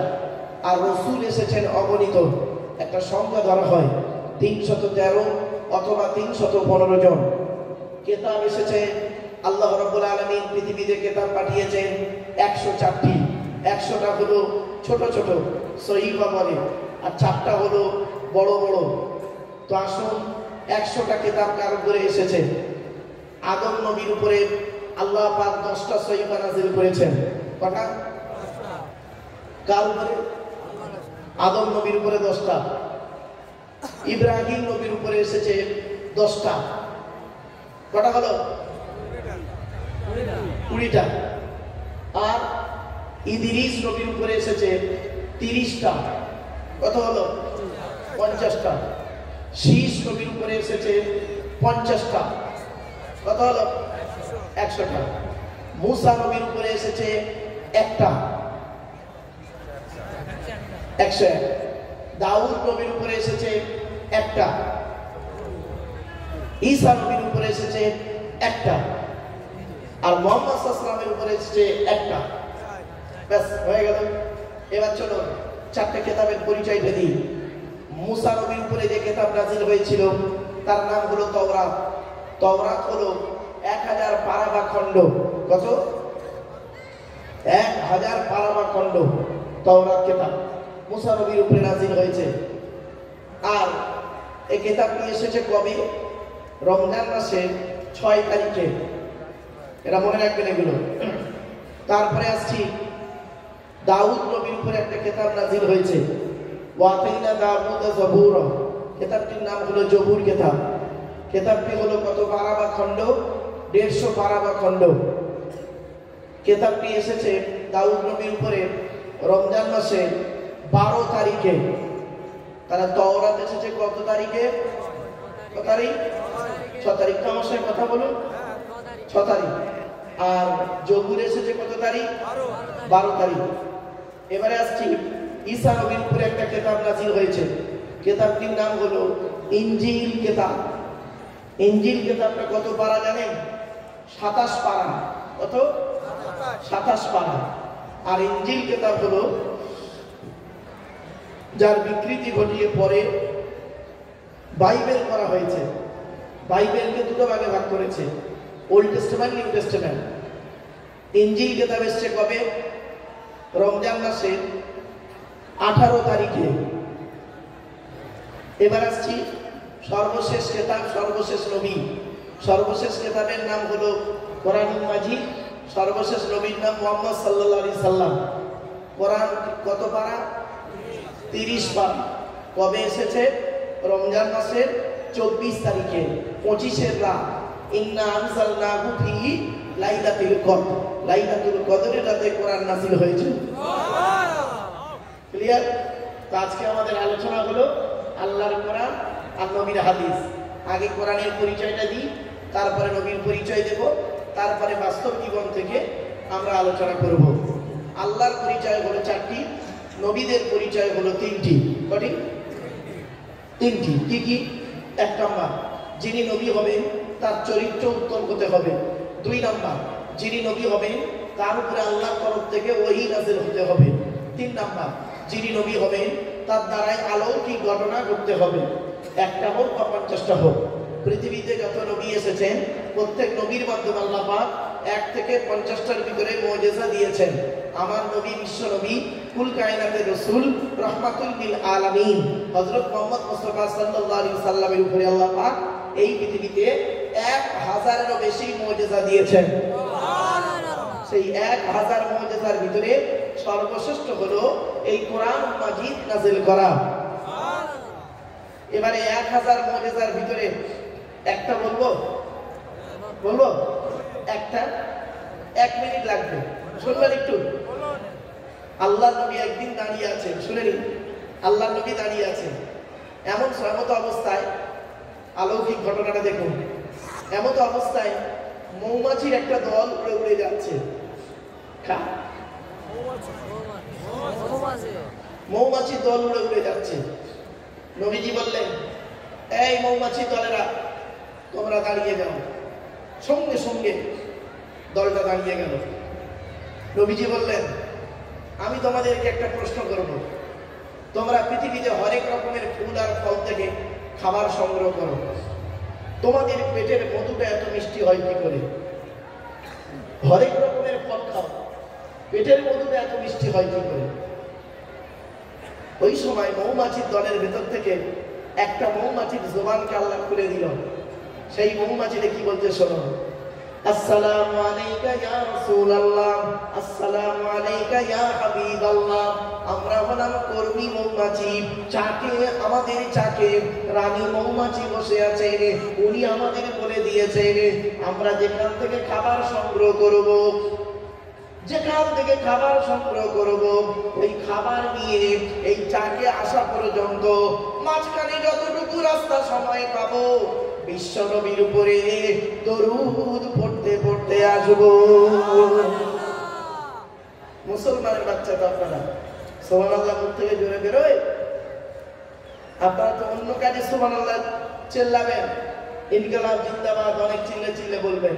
আর নবীর একটা সুন্দর কথা শোনালাম, হ্যাঁ একটা হাদিসের কথা শোনালাম, আপনারা সুবহানাল্লাহ বলতে আপনাদের মুখে একটু জোরও এলো না কেন?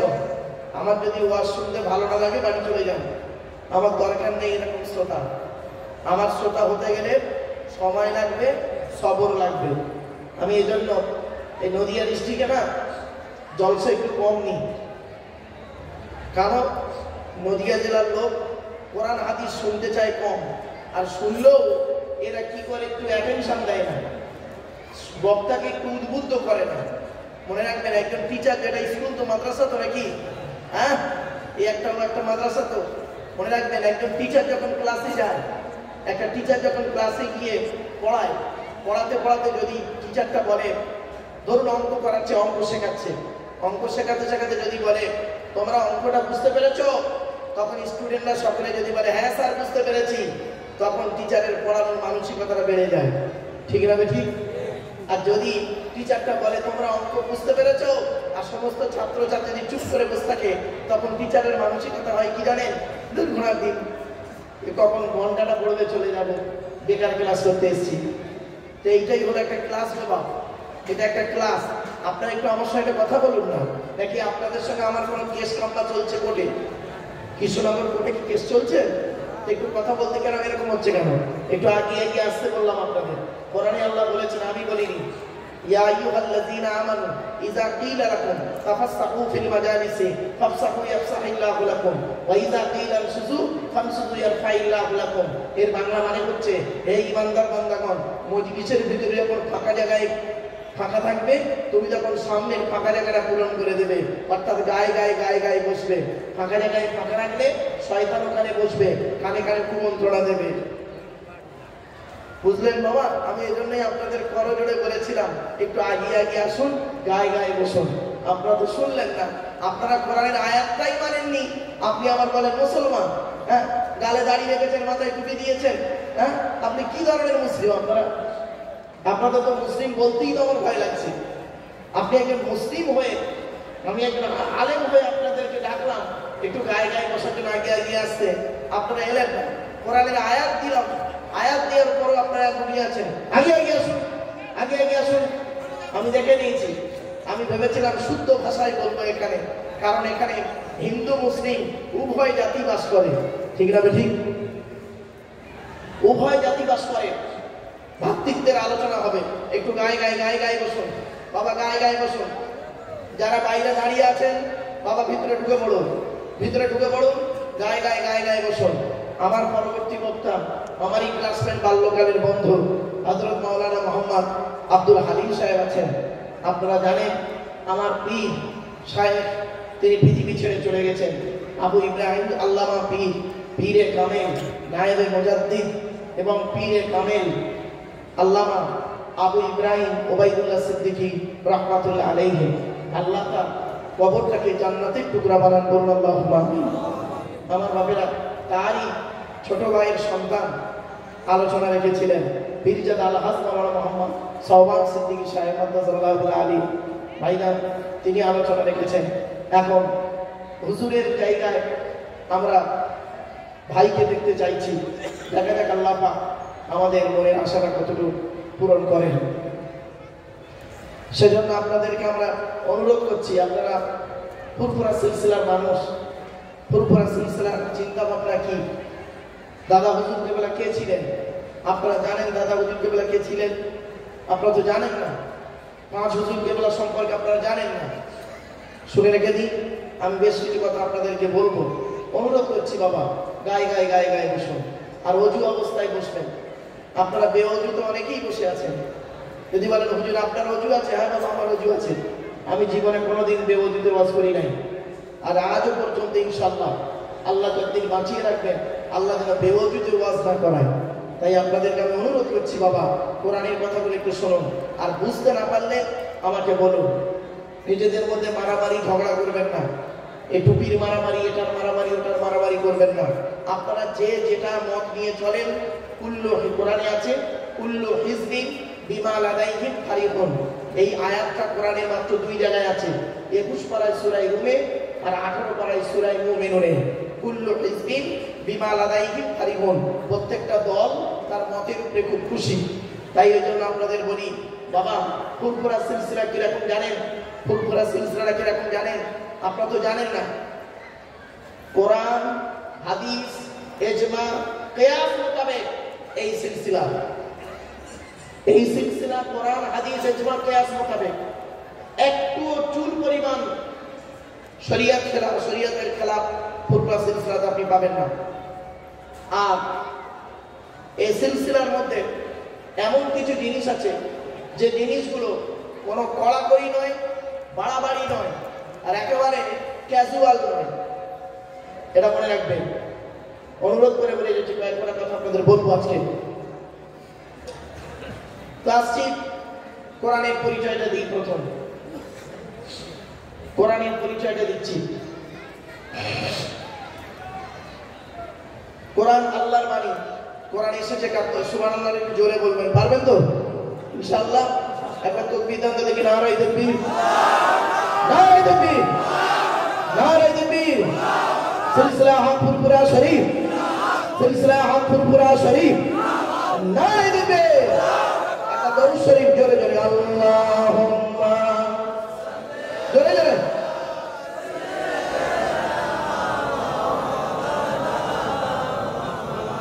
وعلى آل سيدنا। কোরআনের পরিচয় হলো, এই কোরআন আল্লাহর তরফ থেকে জিবরাইলের মাধ্যমে হযরত মুহাম্মদ সাল্লাল্লাহু আলাইহি ওয়াসাল্লামের উপরে আরবের মক্কা নগরীর নিকটবর্তী একটি গুহাটির নাম হলো হেরা। হেরা নামক গুহাতে 610 খ্রিস্টাব্দে 1 ফেব্রুয়ারি সোমবার, কত বললাম? 610 খ্রিস্টাব্দের 1 ফেব্রুয়ারি সোমবার কোরআন নাজিল হয়েছে। আজকের কত খ্রিস্টাব্দ চলছে? নভেম্বরের কত তারিখ? 27 নভেম্বর। কত সাল?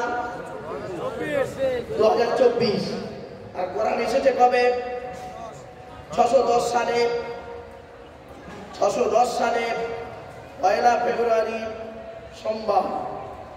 আর আজকের হলো 27 নভেম্বর 2024 সাল বুধবার। বাড়িতে গিয়ে মাইনাস প্লাস করবেন, করলেই পেয়ে যাবেন কবে কোরআন নাজিল হয়েছে। ব্যাস। কোরআনের প্রথম বাক্য কি? ইকরা, রিড, পড়ো, পড়ো, পড়ো। এই কোরআনে আছে 82 জায়গায় নামাজের কথা, আর 92 জায়গায় আছে লেখাপড়ার কথা। কত জায়গায় লেখাপড়ার কথা? কত জায়গা বললাম? 92। লেখাপড়ায় পিছিয়ে কেন আপনারা? এখনো তো লেখাপড়ায় পিছিয়ে। এখানে যত মানুষ বসে আছেন বেশিরভাগ লোক কোরআন পড়তে পারে না, ঠিক না বেঠিক? আর এখানে যত মেয়ে ছেলে বসে আছে বেশিরভাগ মেয়ে ছেলে কোরআন পড়তে পারে। এটা হলো কেন আপনাদের? বলুন। বয়স হয়ে গেল, কোরআন পড়া শিখতে পারলেন না এখনো? বেশিরভাগ পুরুষ কোরআন পড়তে পারে না। কেন জানেন? এর জন্য দায়ী হলো 6 জন। 6 জন দায়ী। 1 নাম্বার, যে কোরআন পড়তে পারে না সে নিজে দায়ী। 2 নাম্বার, তার জন্মদাতা বাপ দায়ী। 3 নাম্বার, তার পেটে ধরা মা দায়ী। 4 নাম্বার, তার শ্বশুর দায়ী। 5 নাম্বার, তার শাশুড়ি দায়ী। আর 6 নাম্বার হলো যারা বিয়ের দেখাশোনা করতে গেছে, বিয়ের দেখাশোনা যারা করতে গেছে ওরা দায়ী, ওরা দায়ী। খাওনি জীবনে, বিয়ের দেখাশোনা করতে গেছিলেন, লজ্জা করে না মুসলমানের বাচ্চা? তোমরা মেয়ের দেখাশোনা করতে গিয়ে কি করেছ শুনে নিন, রাগ করবেন না কেউ। মেয়ে দেখতে গিয়ে প্রথমে মেয়েটাকে বলেছেন, তোমার নাম কি, তোমার বাপের নাম কি, তোমার মায়ের নাম কি, তুমি কোরআন পড়তে পারো? ঠিক না ঠিক? মেয়েটা বললো জি পারি। মেয়েটার কোরআন শরীফ পড়া শুনলেন, বাড়ি চলে এলেন। মেয়ের তরফ থেকে বা ছেলের বাড়ি গিয়েছেন দেখতে, ছেলে দেখতে গেছে। ছেলেকে কি বলেছেন? ছেলের বাড়িতে গিয়েছেন, খেয়েছেন, গিয়েছেন, খেয়েছেন, খাবার পরে কি করেছেন? ছেলেকে বলেছেন তোমার নাম কি, তোমার বাপের নাম কি, তোমরা ক ভাই বোন, তুমি কি ইনকাম করো? একবারও জিজ্ঞাসা করেছেন এই ছেলে কোরআন পড়তে পারো, ওজুর ফরজ জানো, গোসলের ফরজ জানো? এই মুরব্বীদের জিজ্ঞাসা করলে এরা একবারও জিজ্ঞাসা করেন, খালি খেয়ে এসছে। কিয়ামতের মাঠে তোমাদেরকে কি হবে? কিয়ামতের মাঠে কি হবে আল্লাহ করবে তোমাদের? চলো ওই মাঠে, ওই মাঠে চলো, সব জবাব দিতে হবে। এর দ্বারাই কি দাঁড়ালো? 30 বছর পরে ভুলটা ভাঙলো, 30 বছর পরে ভুলটা ভাঙলো। পুরুষরা কোরআন পড়তে পারলো না, মেয়েরা কোরআন পড়তে পারলো। এখন বর্তমানে মেয়েদের বাপেদের মাথায় একটা ঢুকে গেছে, আমার মেয়ে যাই হোক আর তাই হোক কোরআন পড়া শেখাতেই হবে, ঠিক না ঠিক? আর ছেলের বাপেদের মাথায় ঢুকে গেছে, আমার ছেলে কোরআন পড়ুক বা না পড়ুক, নামাজ জানুক বা না জানুক, পাক না পাক জানুক বা না জানুক, আমার ছেলে টাকা থাকলেই হবে। সৌদি আরব, বাহরাইন, কাতার, কুয়েত, ওখান থেকে টাকা পাঠাবে আর ব্যাস বউ একটা এনে নেবো, হয়ে যাবে। কবরে ঢোকো, কবরে ঢোকো। আজকের বলে যাচ্ছি, একটা ছোট্ট উদাহরণ দিচ্ছি। আচ্ছা বাবা, এই জলসা কি প্রতি বছর হয়? হ্যাঁ, প্রতি বছর হয়। আচ্ছা, এই জলসা আগামী বছর হবে ইনশাআল্লাহ। যদি এই জলসা আগামী বছর হবে ইনশাআল্লাহ, আপনারা কে কে চান জলসা হবে? কে কে চান একটু হাত তুলে দেখান তো দেখি। একদম মিথ্যা বলবেন না, একদম হাত তুলে দেখান। নারাই তাকবীর। হ্যাঁ, হাত তুলে নামাচ্ছেন কেন? লজ্জা করে না হাত নামাচ্ছেন? হাত তুলতে কি কষ্ট হচ্ছে? লোকের খুশি মারার সময়, মার্ডার করার সময় হাত তো খুব কষ্ট হচ্ছে। নারাই তাকবীর, নারাই তাকবীর। তাহলে এখানে সব লোক রাজি আছেন আগামী বছর এই জলসা হবে, তাই তো নাকি? হ্যাঁ, আরে ভাই বলুন না। হ্যাঁ, এবার একটা প্রমাণ দেন, এইবার একটা প্রমাণ দেন দেখি। এই জলসা আগামী বছর হবে, আপনারা হাত তুলে বলেছেন হবে ইনশাআল্লাহ। এবার বলুন তো দেখি বাপের বেটা কেমন? আগামী বছর জলসার আগের দিন পর্যন্ত, আগামী বছর জলসার আগের দিন পর্যন্ত আমরা প্রত্যেকে কোরআন পড়া শিখে নেবো। কে কে? একটা, দুটো, দেখেন এই হলো মুসলমানের বাচ্চা। আরে ভাই, এখানে যারা জানে না তারা হাত তোলে নে পড়ার ভয়ে। বাবা, আমার কি একবারে কি মূর্খ মনে হলো? হ্যাঁ, ভারত সরকার এমনি মেডেল দিল না। যারা জানে না তারাও হাত তোলে না অনেকে। কেন?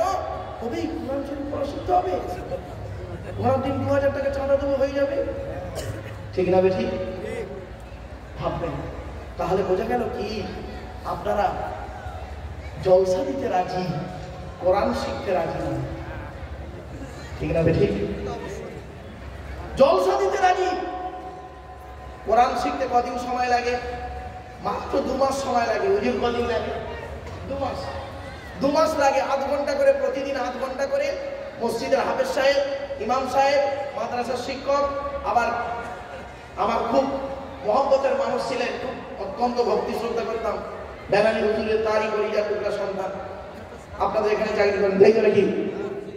এইসব আলেমদের কাছে বসে অন্তত একটু কোরআনটা শিখে নিতে পারবেন না? এইটুকু ক্ষমতা নেই। এই জন্য কোরআনের প্রতি আপনাদের আগ্রহ নেই, কোরআনের আলোচনা করলে আপনাদের ইন্টারেস্ট নেই, কেসা কাহিনী ঘটনা বললে আপনারা খুব সুবহানাল্লাহ বলবেন। এক্ষুনি মিথ্যা ঘটনা যদি দুটো বলি না, মিথ্যা ঘটনা কোরআনেও নেই, হাদিসেও নেই, দেখবেন তাকবীর দেবে। আর কোরআনের আয়াত বলে যদি আমি মানে করি, সুবহানাল্লাহ জোরে বলবে না। কেন? শুনে নিন, অনুরোধ করে বলে যাচ্ছি, আমি কোরআন পড়ছি, আপনারা শুনছেন, এটা বেশি আনন্দ না আপনি নিজে কোরআন পড়তে পারলে বেশি আনন্দ? পড়তে পারলে বেশি আনন্দ। ছোট্ট একটা উদাহরণ দিচ্ছি। চাপড়ায় দেখবেন হাজি বিরিয়ানি বলে লেখা আছে, সামনে একটা দোকানের সামনে একটা লাল কাপড় জড়ানো হাড়ি, লেখা আছে হাজি বিরিয়ানি। এইটা বিরিয়ানির সেন্ট নাকে আসছে, এইটা বেশি আনন্দ না হোটেলের ভিতরে ঢুকে 1 প্লেট বিরিয়ানি খাওয়াটা আনন্দ? তাই এটা যদি বুঝতে পারেন, কেন এই জিনিসটা বুঝতে পারছেন না? কেন ছোটবেলা থেকে কোরআনটা শিখলেন না আপনারা? এখানে অনেক বয়োজ্যেষ্ঠ লোক আছে কোরআন পড়তে পারে না, ভুল বলছি? অনেক বয়স্ক লোক বসে আছে, কদিন পরে মরে যাবে ওরা। হায়াত মৌত আল্লাহর ব্যাপার, আল্লাহর হাতে। কে আগে যাবে কে পরে যাবে জানি না, তবে একটা অনুমান করে বলা যায় যে বুড়ো থুতুলো হয়ে যেতে পারে যাবার লাইন, সব কোরআন করতে পারে না। 50 বছর ওয়াজ শুনছেন, 50 বছর জলসা দিচ্ছেন, কোরআন শরীফ পড়া যায় না। কেন? এখানে একটা মাদ্রাসা রয়েছে, এখানে একটা শিক্ষা প্রতিষ্ঠান রয়েছে, আপনি কেন শিখবেন না এখানে?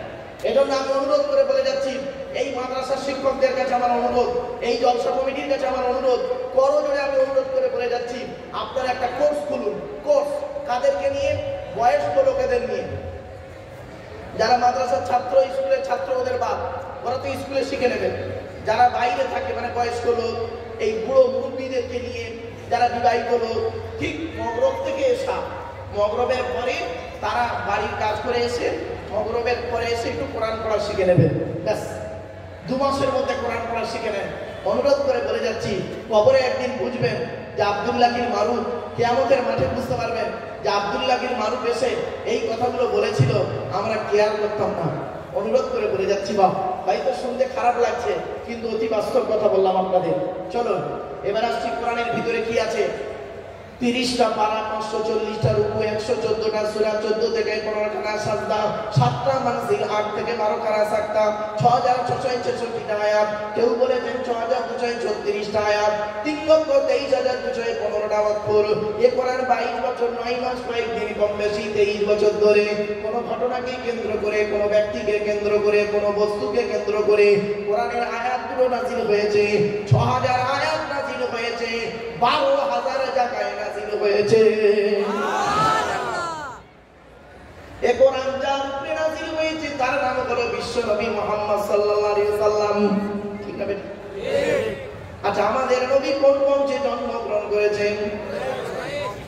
কার নাম? কুরাইশ। মুহাম্মাদের বাপের নাম আব্দুল্লাহ, আব্দুল্লাহর বাপের নাম আব্দুল মুত্তালিব, আব্দুল মুত্তালিবের বাপের নাম আব্দুল মান্নাফ, আব্দুল মান্নাফের বাপের নাম হাশিম, হাশিমের বাপের নাম কুসাই, কুসাইয়ের বাপের নাম কিলাব, কিলাবের বাপের নাম মুররা, মুরার বাপের নাম লুবাই, লুবাইয়ের বাপের নাম কাব, কাবের বাপের নাম গালিব, গালিবের বাপের নাম ফিকির, ফিকির থেকে কুরাইশ বংশ এসেছে। নবীর বাপের নাম আব্দুল্লাহ, মায়ের নাম আমিনা, দাদার নাম আব্দুল মুত্তালিব, দাদির নামটা কি? নেতিলা বিনতে কব্বাব, ব্র্যাকেটে ফাতেমা, কেউ বলেছেন সামিরা। নবীর নানার নাম হলো আব্দুল ওয়াহাব সুহরি, নবীর নানির নাম হলো বারিরা বা বাররা, নবীর দুধমার নাম হলো হালিমা, নবীর দুধ বাপের নাম হলো হারেস, নবীর দুধ ভাইয়ের নাম আব্দুল্লাহ, নবীর বাপের নাম আব্দুল্লাহ, নবীর দুধ ভাইয়ের নাম আব্দুল্লাহ। দুটো যেন এক করে ফেলবেন না। নবীর জন্ম 570 খ্রিস্টাব্দে। ইংরেজি কি মাস ছিল? 29 আগস্ট। আরবি মাস ছিল রবিউল আউয়াল মাস। 12 তারিখ মতান্তরী, 9 তারিখ সোমবার শবে সাদেকের সময়। আরবের মক্কা নগরী কুরাইশ বংশে নবীর জন্ম। নবীর বাপেরা হলো 10 ভাই, নবীর মায়েরা হলো 19 বোন। নবীর 9টা চাচা, 18টা খালা, 6টা ফুফু, 7টা ছেলে মেয়ে। আপনি তো কিছুই জানেন না, নবী তো কিছুই জানেন না, শুধু নবী মুহাম্মদ সাল্লাল্লাহু আলাইহি ওয়াসাল্লামের এতটুকুই জানেন। এগুলো জেনে নেন বাবা। এবারে আসছি, নবীর কটা চাচা বললাম বাবা? 9টা চাচা। বড় চাচার নাম হারেস, কি বললাম? হারেস, জুবাইর, মুকাইব, ফাইদা, সাইদা, আবুল আহাব, হামজা, আব্বাস, আবু তালিব। নবীর বাপ হলো আব্দুল্লাহ। নবীর ছেলে মেয়ে হলো 7টা, 3টে পুত্র সন্তান, 4টে কন্যা সন্তান। 3টে পুত্র সন্তানের নাম কি? বড় ছেলেটার নাম হলো কাসেম। কাসেম। বাবা, এই কাসেম শব্দটা যখন ওঠে আর উঠে আসে, আমার একটা ভালোবাসা জড়িত আছে এই কাসেম শব্দটার সঙ্গে। হুরপুরা মাদ্রাসার শাইখুল হাদিস ছিলেন, ভারতবর্ষের একজন বিখ্যাত বড় আলেম ছিলেন আল্লামা আবুল কাসেম সিদ্দিকী রহমাতুল্লাহ আলাইহি, সীতাপুরী হুজুর। আপনারা ফুরফুরায় ফতোয়া নিতে যেতেন না? হ্যাঁ, যার স্টাম লাস্টে থাকতো সেই মানুষটা ফুরফুরা মাদ্রাসায় পড়েছে। আর আবুল কাসেম সিদ্দিকী সাহেবকে চেনেন না এমন কোনো ব্যক্তি তিনি ফুরফুরা মাদ্রাসায় পড়েছে, খুব বিরল। কি বুঝতে পারছেন? শুধু তাই নয়, মুহাম্মদ সাল্লাল্লাহু আলাইহি ওয়াসাল্লামের প্রথম পুত্রের নাম হলো কাসেম, এই জন্য নবীর একটা নাম হলো আবুল কাসেম। তারপরে হলো তাহের বা তৈয়েব, ছোট ছেলেটার নাম হলো ইব্রাহিম। আর চারটে কন্যা সন্তানের নাম হলো, বড় মেয়েটার নাম হলো জয়নাব, রুকাইয়া, উম্মে কুলসুম, ছোট মেয়েটার নাম হলো ফাতেমা। আচ্ছা, হযরত আলী রাদিয়াল্লাহু তাআলা কে নবীজি আলী ফাতেমার সঙ্গে কেন বিবাহ দিতে গেলেন? আরবে কি ছেলের অভাব ছিল? শুনে রেখে দিন, আল্লাহ রাব্বুল আলামিন হযরত আলী রাদিয়াল্লাহু তাআলা এর মধ্যে একাধিক গুণ দান করেছিলেন। তা বলে নবীর সঙ্গে আলীর তুলনা করে দেবেন না। অনেকে দেখবেন হযরত আলী রাদিয়াল্লাহু তাআলা কে ভক্তি করতে করতে করতে করতে নবীর সঙ্গে তুলনা করে দেয়। খবরদার নয়। আবার অনেক ব্যক্তি আছে দেখবেন নবীকে ভক্তি করতে করতে আল্লাহর সঙ্গে তুলনা করে দেয়, বলে যে খোদা হ্যায় ওহি নবী হ্যায়, নবী খোদা সে জুদা নেই। নাউযুবিল্লাহ।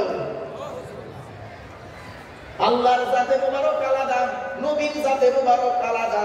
আল্লাহ বলেন খালিক, নবী হলো মাখলুক। এজন্য বাবাদের অনুরোধ করে বলে যাচ্ছি, কথাগুলো একটু মাথায় রাখুন, বুঝতে সুবিধা হবে।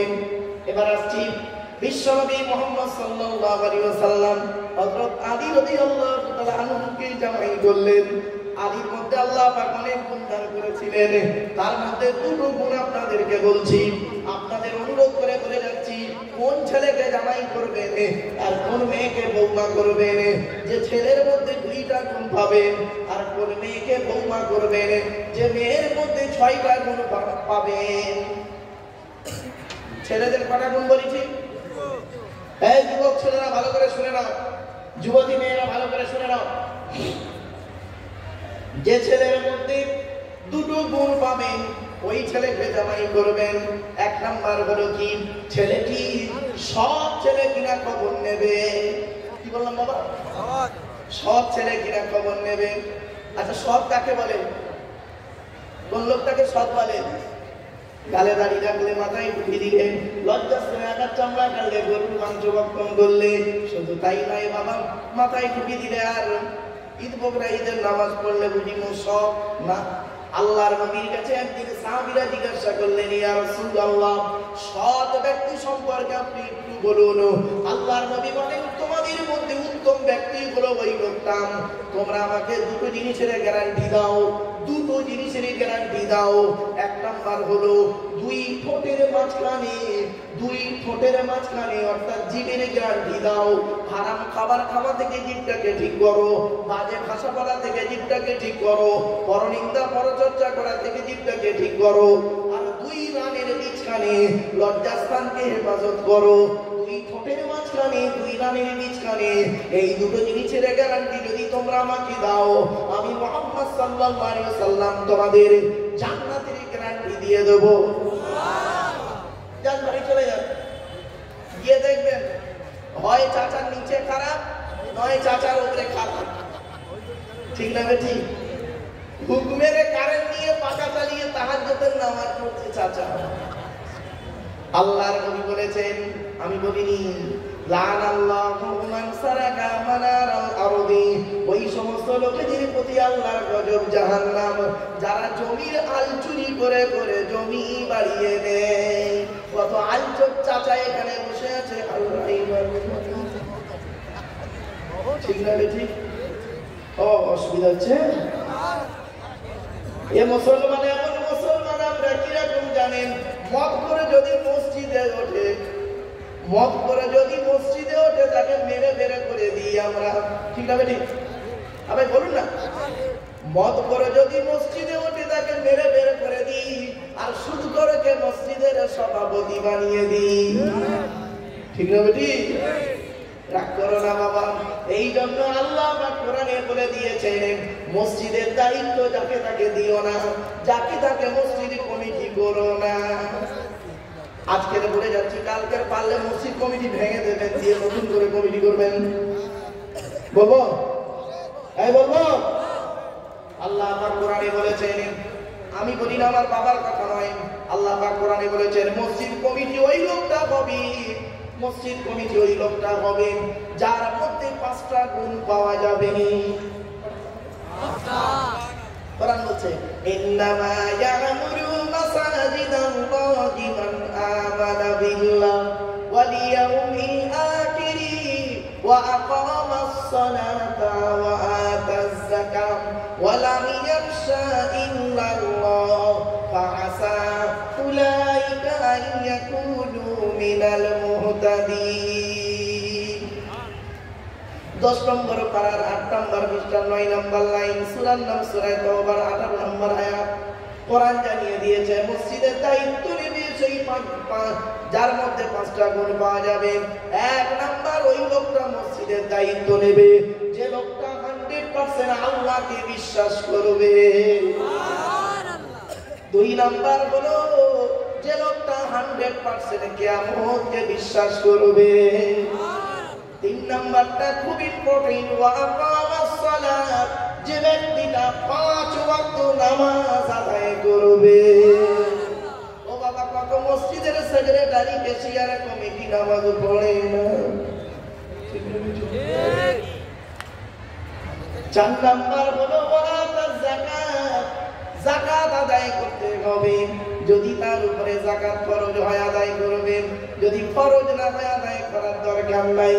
কত মসজিদের ক্যাশিয়ার আছে দেখবেন, মসজিদের ক্যাশিয়ার আছে দেখবেন, মসজিদের জায়গা 40 বছর মসজিদের কোনো হিসাবপত্র নেই, মসজিদের জমি, মসজিদের জায়গা, মসজিদের পুকুর নিজের নামে রেকর্ড নিয়ে বসে আছে, আবার হিসেব চাইলে মারামারি করে আলাদা মসজিদ করে নিচ্ছে। ঠিক না বুঝি? এত সহজ ভাবলেন নাকি? 5 নাম্বার হলো মসজিদ কমিটি ওই লোকটা হবে ওয়ালাম ইয়াখশা ইল্লাল্লাহ, যে ব্যক্তি আল্লাহ ছাড়া কাউকে ভয় করবে না। এই জন্য বাপেদের বলে যাচ্ছি, শুনে রেখে দিলেন ও বাপমাগির মানুষেরা, অনুরোধ করে বলে যাচ্ছি, আপনারা যখনই জলসা দেবেন কোনো ব্যক্তির উপরে ভরসা করে জলসা দেবেন না। মনে রাখবেন, কোনো কাজ যখন করতে যাবেন পৃথিবীর কোনো ব্যক্তি বস্তুর উপরে ভরসা করে কাজে নামবেন না। আল্লাহ পাক কোরআনে বলেছেন ইযা আযামতা ফাতাওয়াক্কাল আলাল্লাহ ইন্নাল্লাহা ইউহিব্বুল মুতাওয়াক্কিলিন। 4 নম্বর পারা 10 নম্বর পৃষ্ঠা 3-4 নম্বর লাইনে সূরার নাম সূরা ইমরানের মধ্যে আল্লাহ পাক বলে দিলেন, বান্দা তুমি যখন কোনো কাজ করতে যাবে পৃথিবীর কোনো ব্যক্তি বস্তুর উপরে ভরসা করে কাজে নামবে না, একমাত্র তুমি আল্লাহর উপরে ভরসা করে কাজে নামবে। যারা আল্লাহর উপরে ভরসা করে কাজে নামে আমি আল্লাহ তাদের অত্যন্ত ভালোবাসি। সুবহানাল্লাহ। একটা উদাহরণ দেবো বাবা, একটা উদাহরণ দেবো, বলুন তো। এই দেখেন, একটাই রাস্তা, 2 দল গেল। কটা রাস্তা? কটা রাস্তা বললাম? দল কটা? একটাই রাস্তা, 2 দল গেল। প্রথম দলটা পার হয়ে গেল, দ্বিতীয় দলটা ডুবে মরে গেল। রাস্তার নাম হলো নদীর মাঝখান। দল দুটোর নাম হলো মুসা নবীর দল, ফেরাউনের দল। মুসা নবীর দল বল পার হয়ে গেল, ফেরাউনের দল বল পেছনে গিয়ে ডুবে মরে গেল। ভরসাটা রাস্তার উপরে নয়, ভরসাটা ছিল মুসা নবীর আল্লাহর উপরে। বুঝতে পারলেন না? ফেরাউনের ভরসাটা আল্লাহর উপরে ছিল না, ফেরাউনের ভরসা ছিল রাস্তার উপরে আর সৈন্যদের উপরে। আর মুসা নবীর ভরসা সৈন্যদের উপরে নয়, মুসা নবীর ভরসা ছিল আল্লাহর উপরে। সামনে যখন নিমত, পেছনে পড়েছে শত্রু। আল্লাহকে বলছে, আল্লাহ আমি কোথায় যাব? আল্লাহ বলে, মুসা তোমার কোনো টেনশন নাই, বিপদে পড়লে যখন বান্দা আমাকে ডাকে আমি আল্লাহ তার ডাকে সাড়া দিই। অতএব মুসা তোমার হাতের লাঠিটা ফেলে দাও। কি বুঝলেন? ভরসাটা আপনি আল্লাহর উপরে করুন, এটাই হবে সব থেকে বড় জিনিস। তাই আমি বলেছিলাম, আমার বক্তব্য শুনতে গেলে সময় আর সবর লাগবে, একটু সময় লাগবে আর সবর লাগবে। প্রথম প্রথম টান দিইনি তো, 1 ঘন্টা টান দিইনি তো অনেকে মনে করছে ভালো লাগছে না। আপনারা তো টান ভালোবাসেন, একটা গজল বললে টান দিলে খুব ভালো লাগে আপনাদের, কিন্তু না বাবা, বক্তব্যর ওটা নিয়ম নয়। চলেন টানের জায়গা এলে টান দেবো, অসুবিধা হচ্ছে আপনাদের? হ্যাঁ, একটা তকবীর দেন, নারাই তাকবীর, নারাই তাকবীর। কোন ছেলেকে জামাই করবেন? যে ছেলের মধ্যে দুটো গুণ পাবেন। 1 নাম্বার ছেলেটি সৎ ছেলে কিনা খবর নেবে, 2 নাম্বার ছেলেটি কর্মী কিনা খবর নেবে। কর্মী ভাষাটা বোঝে? কর্মী কর্মী বোঝে, মানে পরিশ্রম করে। এবারে আসছি মেয়েদের মধ্যে কটা গুণ বলেছি? 6টা। 6টা গুণ। এই মেয়ে ছেলেরা ভালো করে শুনে নাও, মানুষের চামড়া যদি গায়ে থাকে ভালো করে শুনে নাও। 6টা গুণ যে মেয়ের মধ্যে থাকবে ওই মেয়েকে বৌমা করবেন আপনারা। আমি বলিনি, কোরআন বলেছে। কটা গুণ? জোরে বলুন। মুসলিমাতিন, মুমিনাতিন, কানিতাতিন, তাইবাতিন, আবিদাতিন, সাইহাতিন, সাইয়্যিবাতিন ওয়া আবকারা। 28 নম্বর পারার 19 নম্বর পৃষ্ঠার 11 নম্বর লাইন, সূরার নাম সূরা তাহরিমের 5 নম্বর আয়াত। এই মা বোনেরা চিৎকার চেঁচামেচি করছেন কেন? মা বোনেদের গলার আওয়াজ আমার কানে আসছে। মায়েদেরকে আমি অনুরোধ করে বলে যাচ্ছি, মা, জাহান্নামের ভয় কি তোমার নাই? কবরে কি তুমি ঢুকবে না? কবরের আযাবের কথা তোমার কি স্মরণ নাই? মা বোনদের বলে যাচ্ছি, চুপচাপ বসুন। আপনি বসুন, পাশের মেয়েটাকেও চুপ করান আর কথাগুলো একটু শুনে যান। মেয়েদের 6টা গুণ যে মেয়ের মধ্যে থাকবে সেই মেয়েকে বৌমা করবেন। যাকে তাকে বৌমা করতে যাবেন না। সাদা চামড়া দিকে ছুটতে যাবেন না, ফেসে যাবেন। সব সাদা চামড়ার মেয়ে ভালো নয়, সব সাদা চামড়ার মেয়ে ভালো নয়। যে মেয়ের মধ্যে 6টা গুণ পাবে, 1 নাম্বার হলো মেয়েটা মুসলমান কিনা খবর নেবে, 2 নাম্বার মেয়েটি মুমিনা বিশ্বাসী মেয়ে কিনা খবর নেবে, 3 নাম্বার হলো কানিতাতিন, আনুগত্যশীল মেয়ে কিনা খবর নেবে। দূর থেকে খবর নিয়ে দেখবেন ওই মেয়েটি ওর বাপ আর মাকে ভক্তি শ্রদ্ধা করে কিনা খবর নেবে। দূর থেকে খবর নিয়ে সঠিক তথ্য যদি পেয়ে যান মেয়েটি ওর বাপ আর মাকে ভক্তি শ্রদ্ধা করে না, ও যত সুন্দরী মেয়ে হোক খবরদার জীবনে কোনোদিন ভিটিয়ে তুলবেন না। ও ওর নিজের বাম্মাকে ভক্তি শ্রদ্ধা করে না, তোমার বাম্মার পাতে সহজে 1 থালা ভাত দিতে চাইবে না। ঠিক না বেঠিক? নারী জাতির কয়েকটা অভ্যাস খারাপ আছে, শুনে নিন। নারী জাতির কয়েকটা অভ্যাস খারাপ আছে। 1 নাম্বার অভ্যাসটা বলি শুনুন। নারী জাতির শত্রু হলো দুটো। নারী জাতির শত্রু হলো দুটো। 1 নাম্বার হলো সতী, 2 নাম্বার হলো ননদ। সতী, স্বামী মরে যায় না, সতী তো বিধবা হলো, খুব খুশি। ও যে নিজে বিধবা হয়ে গেছে ওর খেয়াল নেই, বুঝতে পারেনি? স্বামী মরে যায় যাক, সতী তো বিধবা হয়েছে, ওটাই খুশি হলো। আর 2 নাম্বার হলো ননদ। 2 নাম্বার হলো ননদ। মেয়েদের দ্বিতীয় শত্রুর নাম হলো ননদ। সেই জন্য আপনাদের বলে যাচ্ছি, আপনি আপনার বোনকে যখন কিছু দেবেন, টাকা পয়সা, কাপড়, জামা কাপড়, ছোলা চিনি যখন কিছু দেবেন, স্ত্রীকে না যাইয়ে দেওয়াটাই উত্তম। আর এ বোকারা কি করে, বউ পাগলা বিবির গোলাম। বোনকে একটা শাড়ি দিচ্ছে, বউকে জানিয়ে দিচ্ছে, ও শোনা এটা বোনকে দিচ্ছি, ওর কলিয়ে ফেটে যাবে। ঠিক না বেটি? আর কেন এটা বইয়ের অনুমতি নেবেন না আপনারা? আপনারা কেন বইয়ের অনুমতি নেবেন না? নিতেই হবে আপনারা। কেন বলবো? বলুন না। তাই দেখেন কেন বইয়ের অনুমতি নেবেন না। আপনারা যেদিন বিয়ে করেছিলেন, আর বাসর রাত বলেন তো নাকি না ফুলসজ্জা বলেন, কোনটা? প্রথম রাতটাকে কি বলেন? নাকি আপনারা করেননি প্রথম রাতটা? বইয়ের কাছে সত্যি প্রথম রাত ফুলসজ্জার রাত বা বাসর রাতে যখন ঢুকেছিলেন স্ত্রীর সামনে, স্ত্রীর ঘরে রাতের বেলা যখন ঢুকেছিলেন, অনেকে কি করেছেন, মাথা হেঁট করে হাত দুটো জড়ো করে বলেছিলেন মনে মনে, আজ থেকে তোমার বাপের কেনা চাকর গোলাম হইয়া গেলাম। 50,000 টাকা ইয়াম্বা গাড়ি 5 ভরি সোনার বিনিময়ে, খাট গদি ড্রেসিং টেবিল আলমারির বিনিময়ে আজ থেকে তোমার বাপের কেনা চাকর গোলাম হইয়া গেলাম।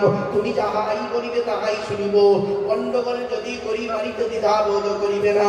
তোমার বিনা অনুমতিতে যদি কোনোদিন কোনো কাজ করিয়া ফেলি, তাহলে আমার বাপ আর মায়ের বিরুদ্ধে তুমি বধূ নির্যাতনে কেস দিয়া আমার বাপ আর মাকে জেলে খাটাইয়া আমার এই খেলা নিতে হবে। ঠিক আছে, অসুবিধা হচ্ছে, অসুবিধা হচ্ছে।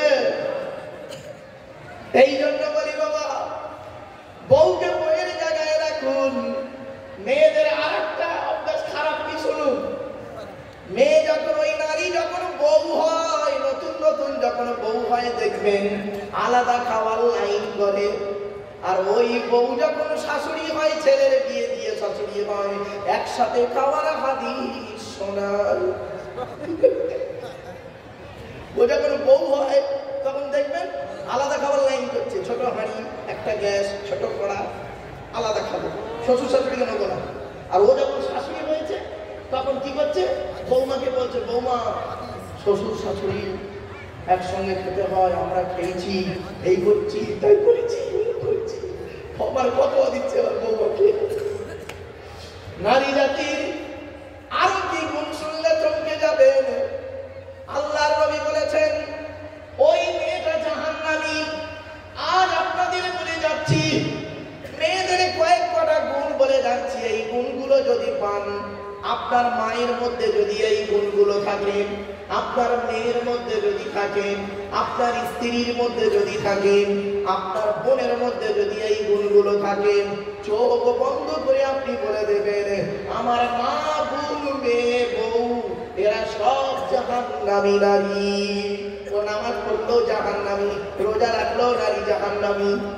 কি শুনে নিন, বলবো আল্লাহর নবীর কাছে, আল্লাহর নবীর কাছে একদিন জিজ্ঞাসা করা হলো, ইয়া রাসূলুল্লাহ, ইয়া হাবিবাল্লাহ, হুজুর আপনি আমাদেরকে জাহান্নামী নারীর পরিচয়টা একটু বলুন। আল্লাহর নবী বললেন, ওই নারীটা হলো জাহান্নামী, ওই নারীটা হলো জাহান্নামী যে নারী তার স্বামীর সঙ্গে যখন কথা বলে মেজাজ দিয়ে কথা বলে। আছে না অনেকে? হ্যাঁ, অনেকে দেখবেন স্ত্রীর গায়ের চামড়াটা সাদা, স্বামীর গায়ের চামড়া কালো। সে হিন্দু হোক আর মুসলিম হোক, হিন্দু হোক আর মুসলিম হোক, যে নারী তার স্বামীর সঙ্গে মেজাজ দিয়ে কথা বলে ওই নারী হলো নরকবাসিনী, জাহান্নামী নারী। খবরদার ওই নারী থেকে দূরে সরে থাকবেন। মনে রাখবেন, যে নারী তার স্বামীর সঙ্গে যখন কথা বলবে মেজাজ দিয়ে কথা বলে, অনেকে বলে দেখবেন, দেখতে পারেনি, খেতে পারেনি, বয়স কেন বলেনি। আর ওই মেয়েটা যখন দেখবেন পাড়ার দুটো যুবক ছেলে এসেছে, পাড়ার দুটো যুবক ছেলে ওকে এসে বলছে, ও ভাবি ভালো আছো? তো ভাবি তখন বলছে, হ্যাঁ ভাই খুব ভালো, তোমরা ভালো? তখন ছেলে দুটো, ইয়াং ছেলে দুটো বলছে, ভাবি তোমার গলার আওয়াজ কি মিষ্টি।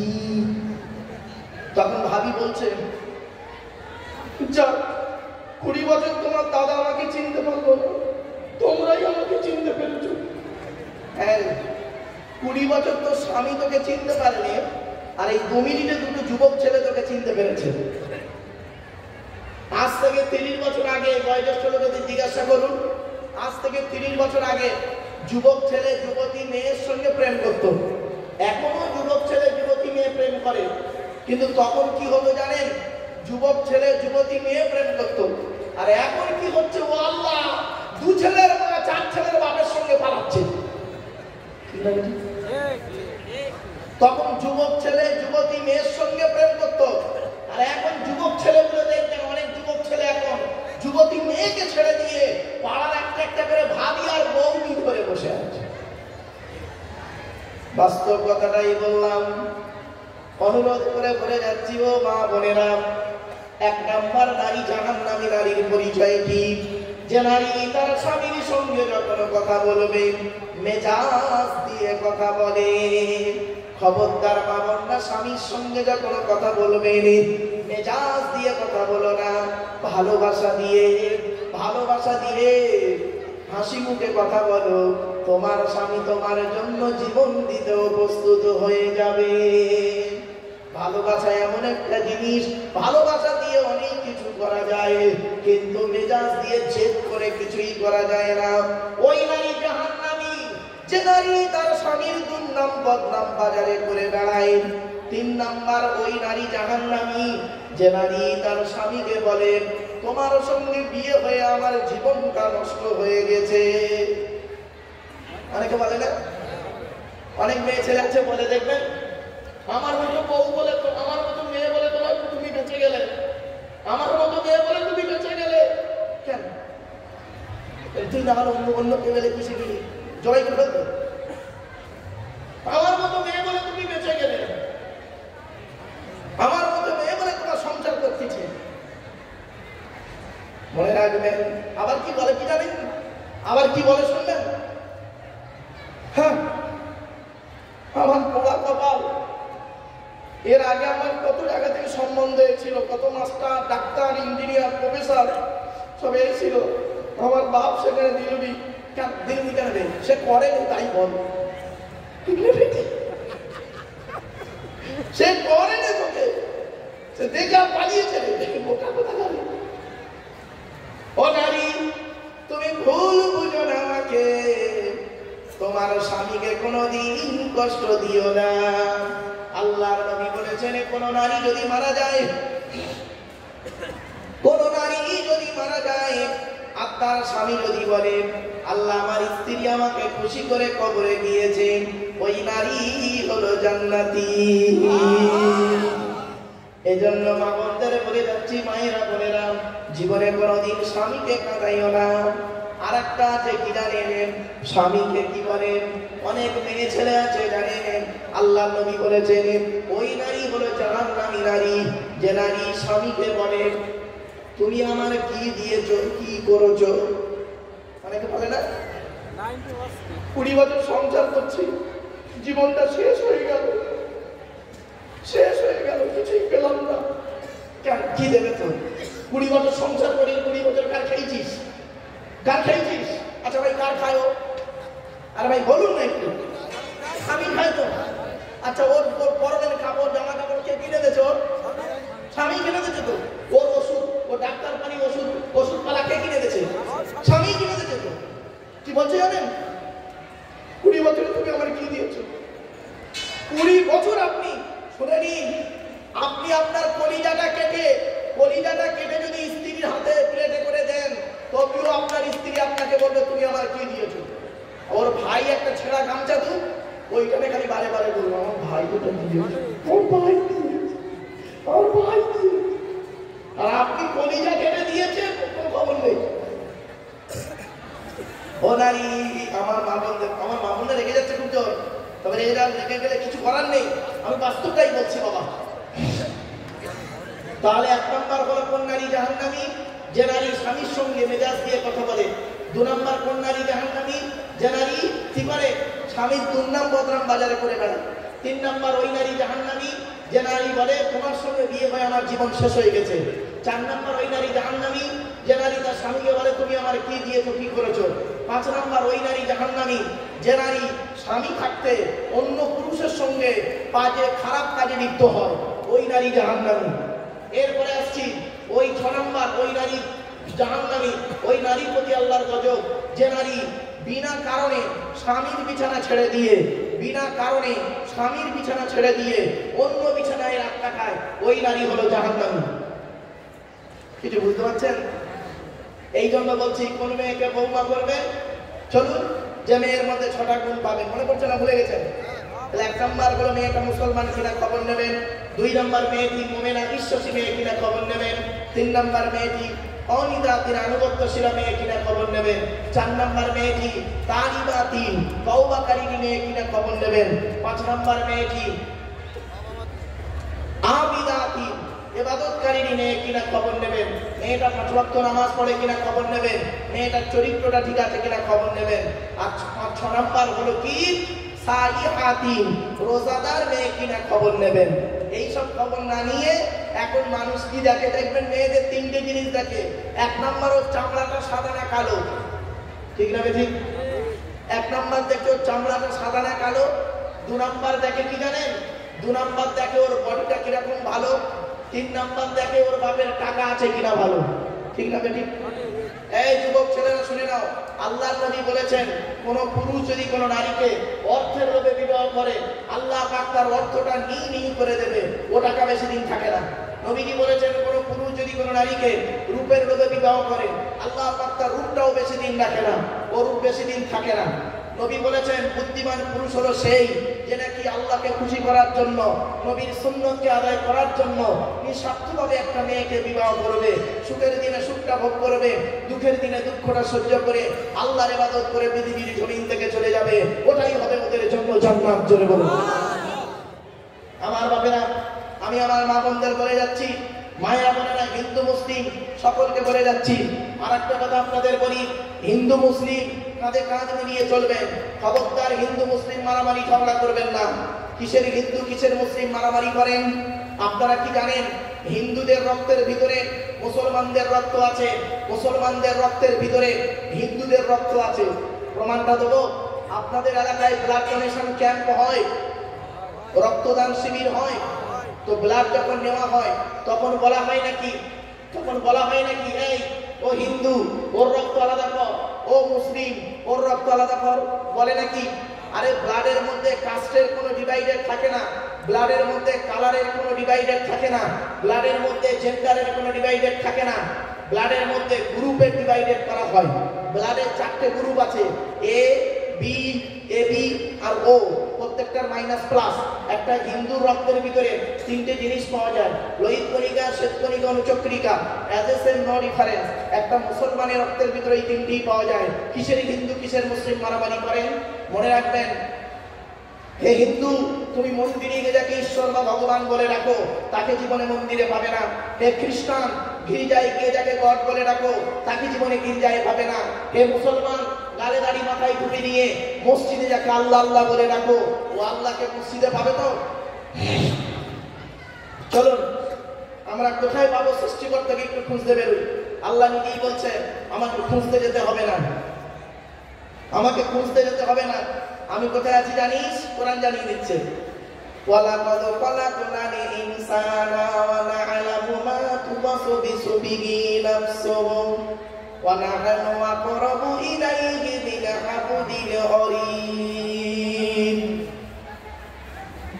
26 নম্বর পারার 18 নম্বর পৃষ্ঠার 1ম নম্বর লাইন, সূরার নাম সূরা কাফের মধ্যে আল্লাহ পাক জানিয়ে দিলেন, হে মানব জাতি আমি তোদের সৃষ্টি করেছি, তোদের মনের মধ্যে ভালো মন্দ যা কিছু আছে সব আমি জানি। তোরা কোনোদিন ভাববি না আমি সৃষ্টিকর্তা অনেক দূরে আছি, না না না, আমি সৃষ্টিকর্তা তোর ঘাড়ের শিরার নিকটবর্তী। একবার অন্তরে অন্তঃস্থল থেকে আমাকে আল্লাহ বলে ডাকবে, আমি আল্লাহ তোরও ডাকে সাড়া দেব।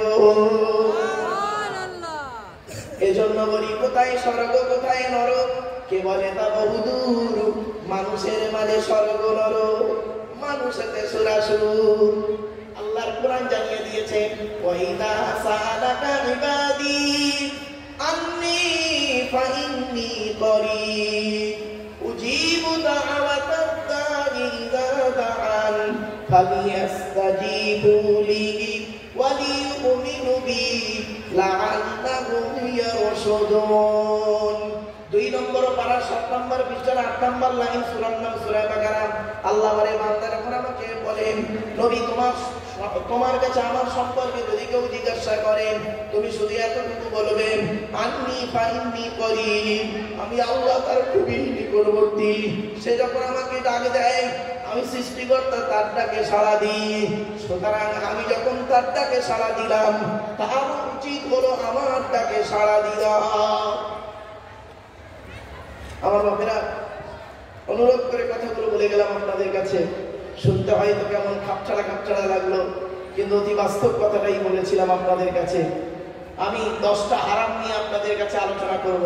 10টা হারাম, বেশি নয়, বেশি হারাম বলবো না বাবা, 10টা হারাম নিয়ে আপনাদের কাছে আলোচনা করব, অসুবিধা হবে? হ্যাঁ, একবার দরুদ শরীফ আল্লাহুম্মা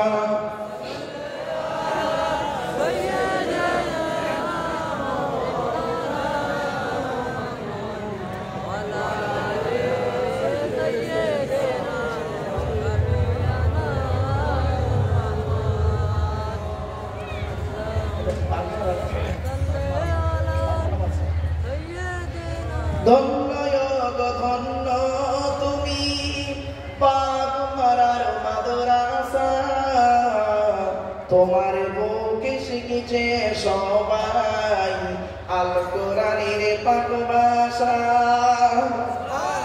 মুসলমানদের বাচ্চা শুনতে খারাপ লাগছে না? বন্ধ হতো বলবো, ধন্য ধন্য তুমি পাক মারার মাদ্রাসা, তোমার বুকে শিখেছে সবাই আল কোরআনের পাক ভাষা। ছোট ছোট ছেলে বুকে কে তবলইয়া, সাজ সকালে আসছে তারা তোমায় তারা জানিয়া।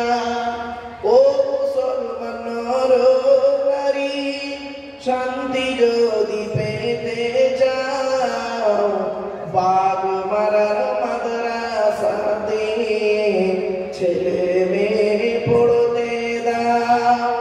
কেন? কবর আযম হবে যখন তোমার আবার উপরে, ছেলে মেয়ে পড়বে কোরআন, শান্তি পাবে কবরে।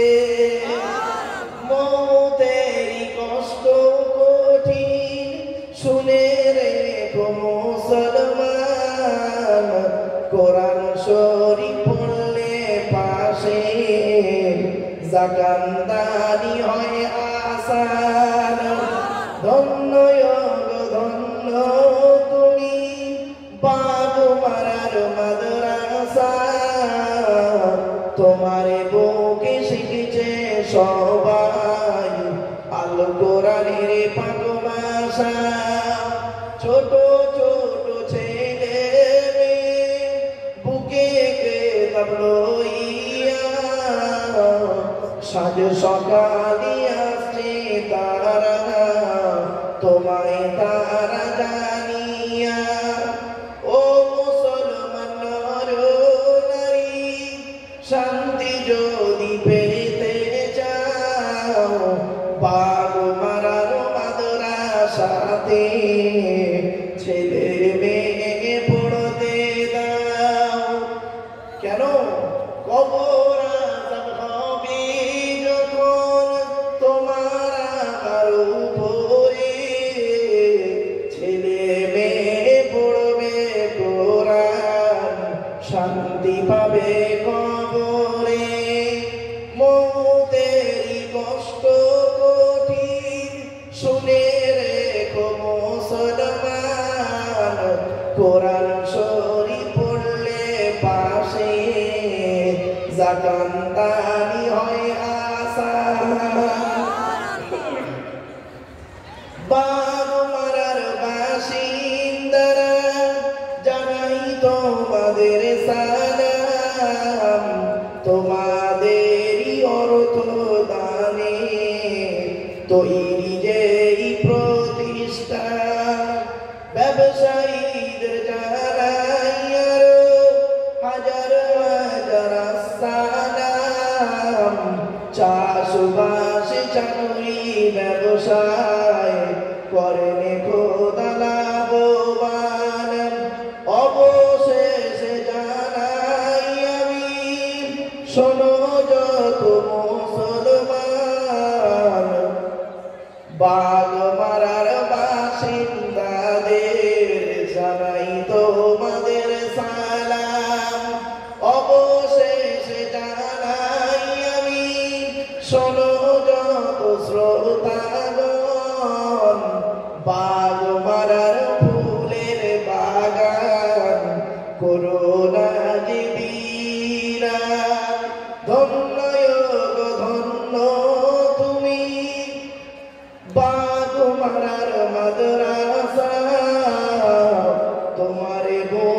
শিখিছে সবাই আলো কোরআনের পাক ভাষা। অসুবিধা হলো?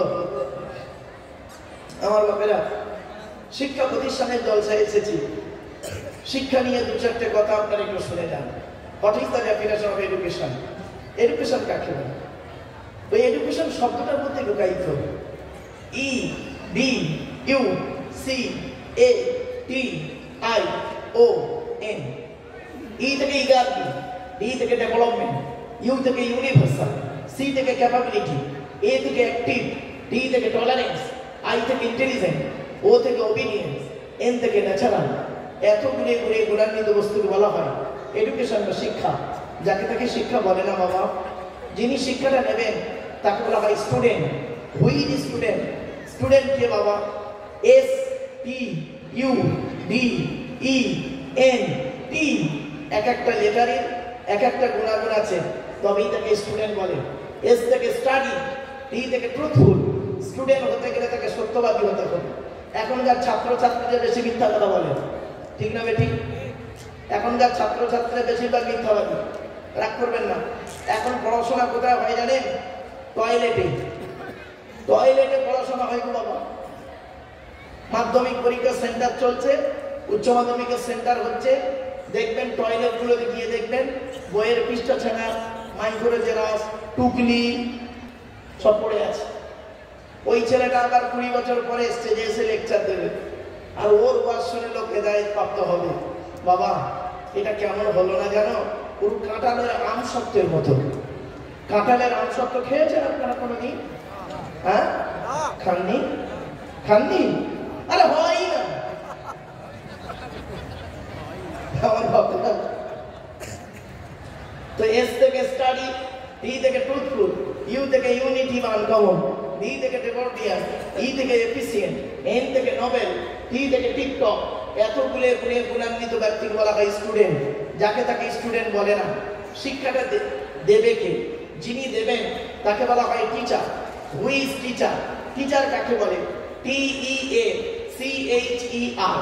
টি থেকে ট্রেনার, প্রশিক্ষণ প্রাপ্ত হতে হবে তবেই তুমি টিচার। ই থেকে ইগারলি, আগ্রহী হতে হবে তবেই তুমি টিচার। এ থেকে এবিলিটি, দক্ষতা থাকতে হবে তবেই তুমি teacher. Most important letter C. C থেকে ক্যারেক্টার, চরিত্র ঠিক থাকতে হবে তবেই তুমি টিচার। আজ থেকে 30 বছর আগে টিচার ছাত্রের সম্পর্ক কি ছিল? পিতা আর পুত্রের ন্যায়। আমরা স্যারেদের দেখলে সাইকেল থেকে নেমে যেতাম, ঠিক না বেঠিক? আর এখন কি হয়েছে শুনবেন? বেশ কিছু জায়গায়, সব জায়গায় নয়, বেশ কিছু জায়গায় টিচার ছাত্রের সম্পর্ক বন্ধু, বিড়ি চেয়ে খায়, খৈনি বলে দেয়, ঠিক না বেঠিক? আজ থেকে 30 বছর আগে টিচার আর ছাত্রীর সম্পর্ক কি ছিল? পিতা আর কন্যার ন্যায়। মেয়েটি শিক্ষককে বাপের মতো ভক্তি করত, শ্রদ্ধা করত, আর শিক্ষক ছাত্রীটিকে নিজের কন্যা বলে মনে করত। এখন কি হয়েছে শুনবেন? টিচার ছাত্রীর সম্পর্ক বেশ কিছু জায়গায় স্বামী স্ত্রী, প্রাইভেট পড়াতে দিয়েছে, ইংরেজি পড়াতে দিয়েছে, অঙ্ক করাতে দিয়েছে, বিয়েটাও পড়িয়ে নিয়ে বসে আছে। এই জন্যই রাসূলুল্লাহ বলেছিলেন, the messenger of Allah, peace be upon him, said, the best are you those with good manner. নবী বলেন, তোমাদের মধ্যে উত্তম ব্যক্তি ওই লোকটা যার ক্যারেক্টার, চরিত্র ভালো। ওই লোকটাই হলো উত্তম ব্যক্তি। একজন উকিল, ব্যারিস্টার, মাস্টার, ডাক্তার, মোল্লা, মনি সাহেব, পীর সাহেব, দরবেশ সাহেব, আমির সাহেব, মুফতি সাহেবের যদি চরিত্র খারাপ হয়, আর একজন টলিওয়ালা, টোটোওয়ালার যদি চরিত্র ভালো হয়, ওই টোটোওয়ালাটাই হলো আল্লাহর কাছে প্রিয় ব্যক্তি। Many loss is something loss, health loss is nothing loss, but character loss is everything loss. মানুষের যদি টাকা চলে যায়, ইনকাম করলে টাকাটা আবার ফিরে আসবে। মানুষের যদি শরীর চলে যায়, ভালো মন্দ খেলে শরীরটাও ফিরে আসবে।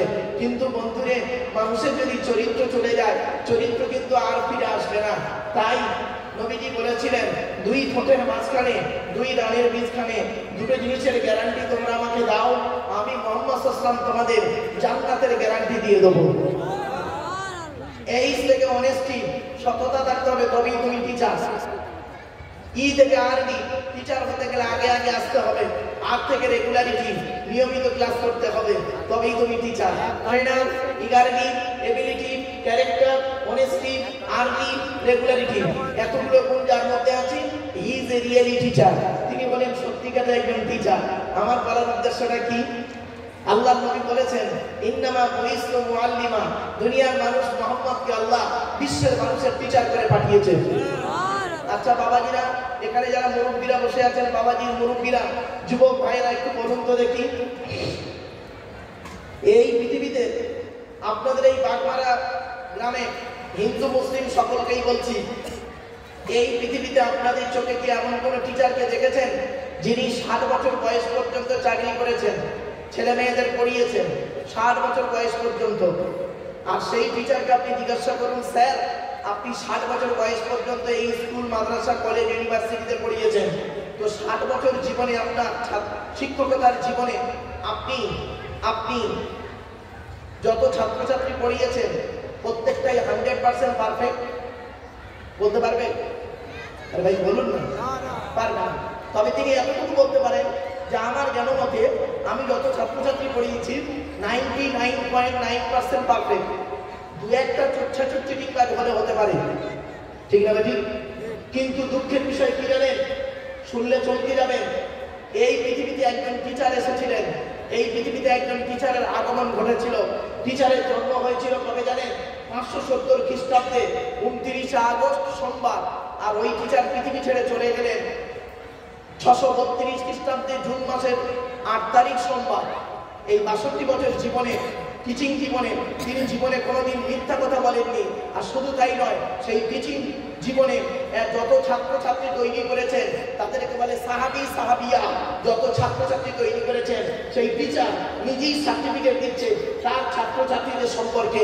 আসহাবিকান নুজুম বিআইবিকে ইত্তিদায়িত্ব হিদায়িত্ব, আমার ছাত্রছাত্রীরা হলো প্রত্যেকটা পারফেক্ট, প্রত্যেকটা নক্ষত্রের ন্যায়। তোমরা যাকে অনুসরণ করে চলবে তার মাধ্যমে কিয়ামতের মানে জান্নাত পেয়ে যাবে। কিছু বুঝতে পারছেন আমার কথাটা? সেই হলেন বিশ্বনবী মুহাম্মদ সাল্লাল্লাহু আলাইহি সাল্লাম। আল্লাহর ঘর হলো মসজিদ আর নবীর ঘর হলো মাদ্রাসা। সেই মাদ্রাসার জলসায় আমি এখানে এসেছি, আল্লাহ পাক আনিয়েছেন। আমি তো নিজেকে এই জায়গায় এসে খুব ধন্য বলে মনে করছি। আপনাদের মতো জ্ঞানী বুদ্ধিজীবীদের কাছে এসে দুই একটা কথা আমার মতো অযোগ্য, যার ভাষা জ্ঞান নেই, লেখাপড়াও নেই, বিদ্যা বুদ্ধি নেই, বাবারা অনুরোধ করে বলে যাচ্ছি, কয়েক কটা কথা বলে আমি শেষ করে দেবো। আমার পরবর্তী বক্তা তিনি এসে যাবেন। তবে আপনাদের কাছে একটা অনুরোধ রইল। সে অনুরোধটা কি জানেন?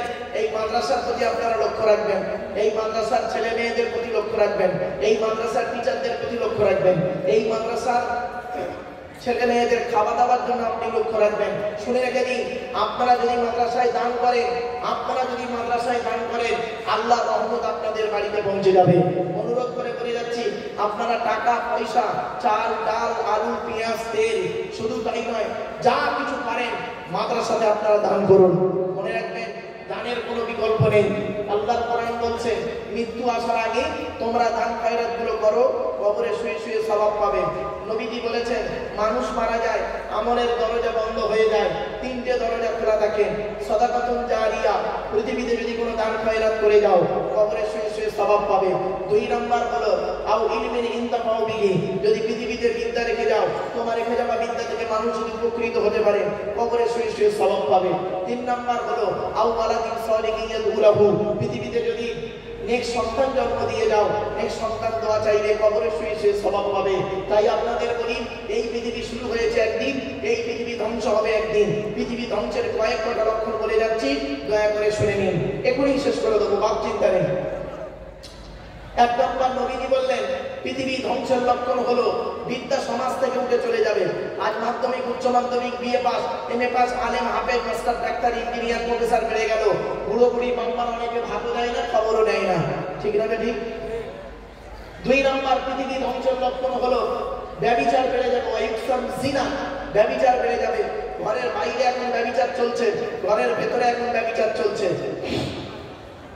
3 নম্বর নবীজি বললেন, পৃথিবী ধ্বংসের লক্ষণ হলো ওয়াইফসাম শুরুগুলো কমার, মদ পান বেড়ে যাবে, মদ খাওয়া বেড়ে যাবে। আজকে দেখেন, মদের প্রভাব প্রসার বেড়ে গেছে, মদ মানুষকে শেষ করে দেয়।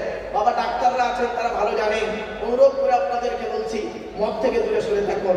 এরপরে আসছি, এরপরে নবীজি বললেন, পৃথিবী ধ্বংসের লক্ষণ হলো পিতামাতার অবাধ্য সন্তান হবে, সুদ খাওয়া বেড়ে যাবে, বন্ধন টন্দন পাড়ায় একটু বেড়ে গেছে মা, খবরদার ভাই একটু সুদ থেকে দূরে সরে থাকুন, হারাম হারাম হারাম। এজন্য আপনাদেরকে আমি বলছি এই কথাগুলো একটু মূল্যায়ন করুন। এরপরে আসছি পিতামাতার অবাধ্য সন্তান হবে, খবরদার পিতামাতাকে কোনোদিন গালি দেবেন না, পিতামাতাকে কাঁদাবেন না। যাদের পিতামাতা বেঁচে আছে তাদের পিতামাতার প্রতি ভালো আচরণ করুন, সেই পিতামাতার প্রতি ভালো আচরণ করুন এবং তাদের প্রতি লক্ষ্য রাখুন এবং তাদের সেবা যত্ন করুন। যাদের পিতামাতা মারা গেছে, নবীজি বলেছেন জুমার দিনে যদি কোনো ছেলে তার বাপ আর মায়ের কবরটা জিয়ারত করে, ওই ছেলের দোয়ার ওসিলায় বাম্মার কবরটাকে আল্লাহ পাক আলোয় আলোকিত করে দেন। এজন্য আপনাদের বলি যাদের বাম্মা মারা গেছে কবরটা জিয়ারত করবেন। এরপরে আসছি পৃথিবী ধ্বংসের লক্ষণ হলো অযোগ্য ব্যক্তিরা নেতৃত্ব দেবে যাদের সম্পর্কে কোনো জ্ঞান নেই। পৃথিবী ধ্বংসের লক্ষণ হলো শিক্ষিত লোকেরা অশিক্ষিত লোকেদের সম্মান করবে ভয়েতে। পৃথিবী ধ্বংসের লক্ষণ হলো স্বামী স্ত্রীর মধ্যে ঘন ঘন গন্ডগোল দেখা দেবে। এই জন্য বলা হয়েছে এই স্বামীরা তোমরা তোমাদের স্ত্রীদের কয়েক ঘন্টা শিক্ষা দান করিও। এই শিক্ষাগুলো স্বামীদের জন্য প্রযোজ্য এবং প্রয়োজন, খুবই দরকার। মনে রাখবেন বিয়ে করলে শুধু স্বামী হওয়া যায় না, স্বামী হতে গেলে অনেক দায়িত্ব আছে, স্ত্রী হতে গেলে অনেক দায়িত্ব আছে। আর স্বামী স্ত্রীর মাধ্যমে যে সন্তান আসে তোমরা তখন প্যারেন্টস হয়ে যাও, অর্থাৎ পিতামাতা হতে গেলে তারও কিছু দায়িত্ব আছে।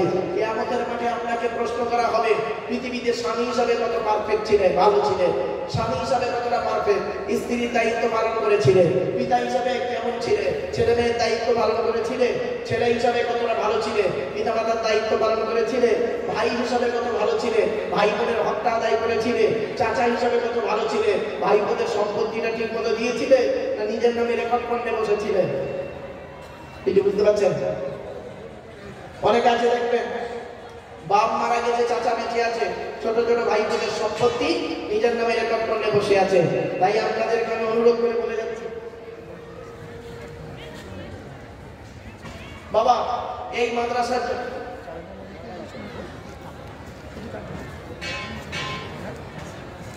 বাবা এই মাদ্রাসার জন্য একজন ব্যক্তি কি আছে, এক বস্তা চাল দেবে বাপের নামে, মায়ের নামে, দাদা দাদি নানা নানির নামে। এখন যদি কাছে না থাকে দুদিন পরে দেবেন, একটু দয়া করে দিয়ে যান না বাবা। খাওয়া দাওয়ার ব্যবস্থা আছে, এখনই খাওয়া দাওয়া শুরু হয়ে গেছে, যাবেন, চিন্তা নেই, এক্ষুনি আপনাদেরকে দেওয়া হবে। অতএব বাবা একটু দয়া করে মেহেরবানি করে বলুন একজন ব্যক্তি কি আছে এক বস্তা চাল দেবে বাপের নামে, মায়ের নামে। মা বোনেদেরকে বলছি, মায়েরা বোনেরা আপনারা একটু দান করার জন্য একটু আগে আসুন। বাপের নামে, মায়ের নামে একটা বস্তা চাল দেবে কি আছে, অথবা 1000 টাকা দেবে। 1000 টাকা, বেশি করে চাইনি বাবা, 1000 টাকা আপনাদের কাছে চেয়েছি। বাপের নামে, মায়ের নামে একজন ব্যক্তি দেওয়ার মতো কি আছে বাবা? একটু দয়া করে মেহেরবানি করে দেন। 500 টাকা হলেও দেন, 100 টাকা 200 টাকা হলেও দেন। একটু রুমাল নিয়ে, এই রুমাল নিয়ে বাচ্চাদেরকে পাঠিয়ে দেন না, শোনেন, বাচ্চাদেরকে রুমাল নিয়ে কাছে পাঠিয়ে দেন। কত লোক উঠে আসবে, দেবে, আবার চলে যাবে। ভাই দেখেন 1000 টাকা দিয়েছে, আলহামদুলিল্লাহ। এক বাবাজি 1000 টাকা দিয়েছে, আল্লাহ তাকে কবুল করুন। আর এক ভাই দিয়েছে 100 টাকা, আল্লাহ তাকে কবুল করুন। আর এক ভাই দিয়েছে 500 টাকা, আল্লাহ তাকে কবুল করুন। বাপেরা একটু দয়া করে মেহেরবানি করে দেন না, মাদ্রাসার জলসায় আপনাদের কাছে একটু ভিক্ষা চাইছি। আল্লাহ নবীর জলসায়, ঈসার সাহেবের মাহফিল, দোয়ার মাজলিস, আপনারা একটু দিয়ে যান। কত টাকা কত দিকে চলে যায়, 100 200 500 করে একটু দেন, দিলে হবে কি সুবিধা হবে। আর আপনাদের অনুরোধ করে বলে যাচ্ছি নদিয়া জেলাতে বাবা, এই নদিয়া জেলার মানুষ এরা মেহনত করে, পরিশ্রম করে, শিক্ষা দীক্ষা অনেক উন্নত। 2500 টাকা, 2500 টাকা কি নাম? গতবারের ওয়াদা ছিল আমার বাবাজি 2500 টাকা দিয়ে দিয়েছে, আলহামদুলিল্লাহ।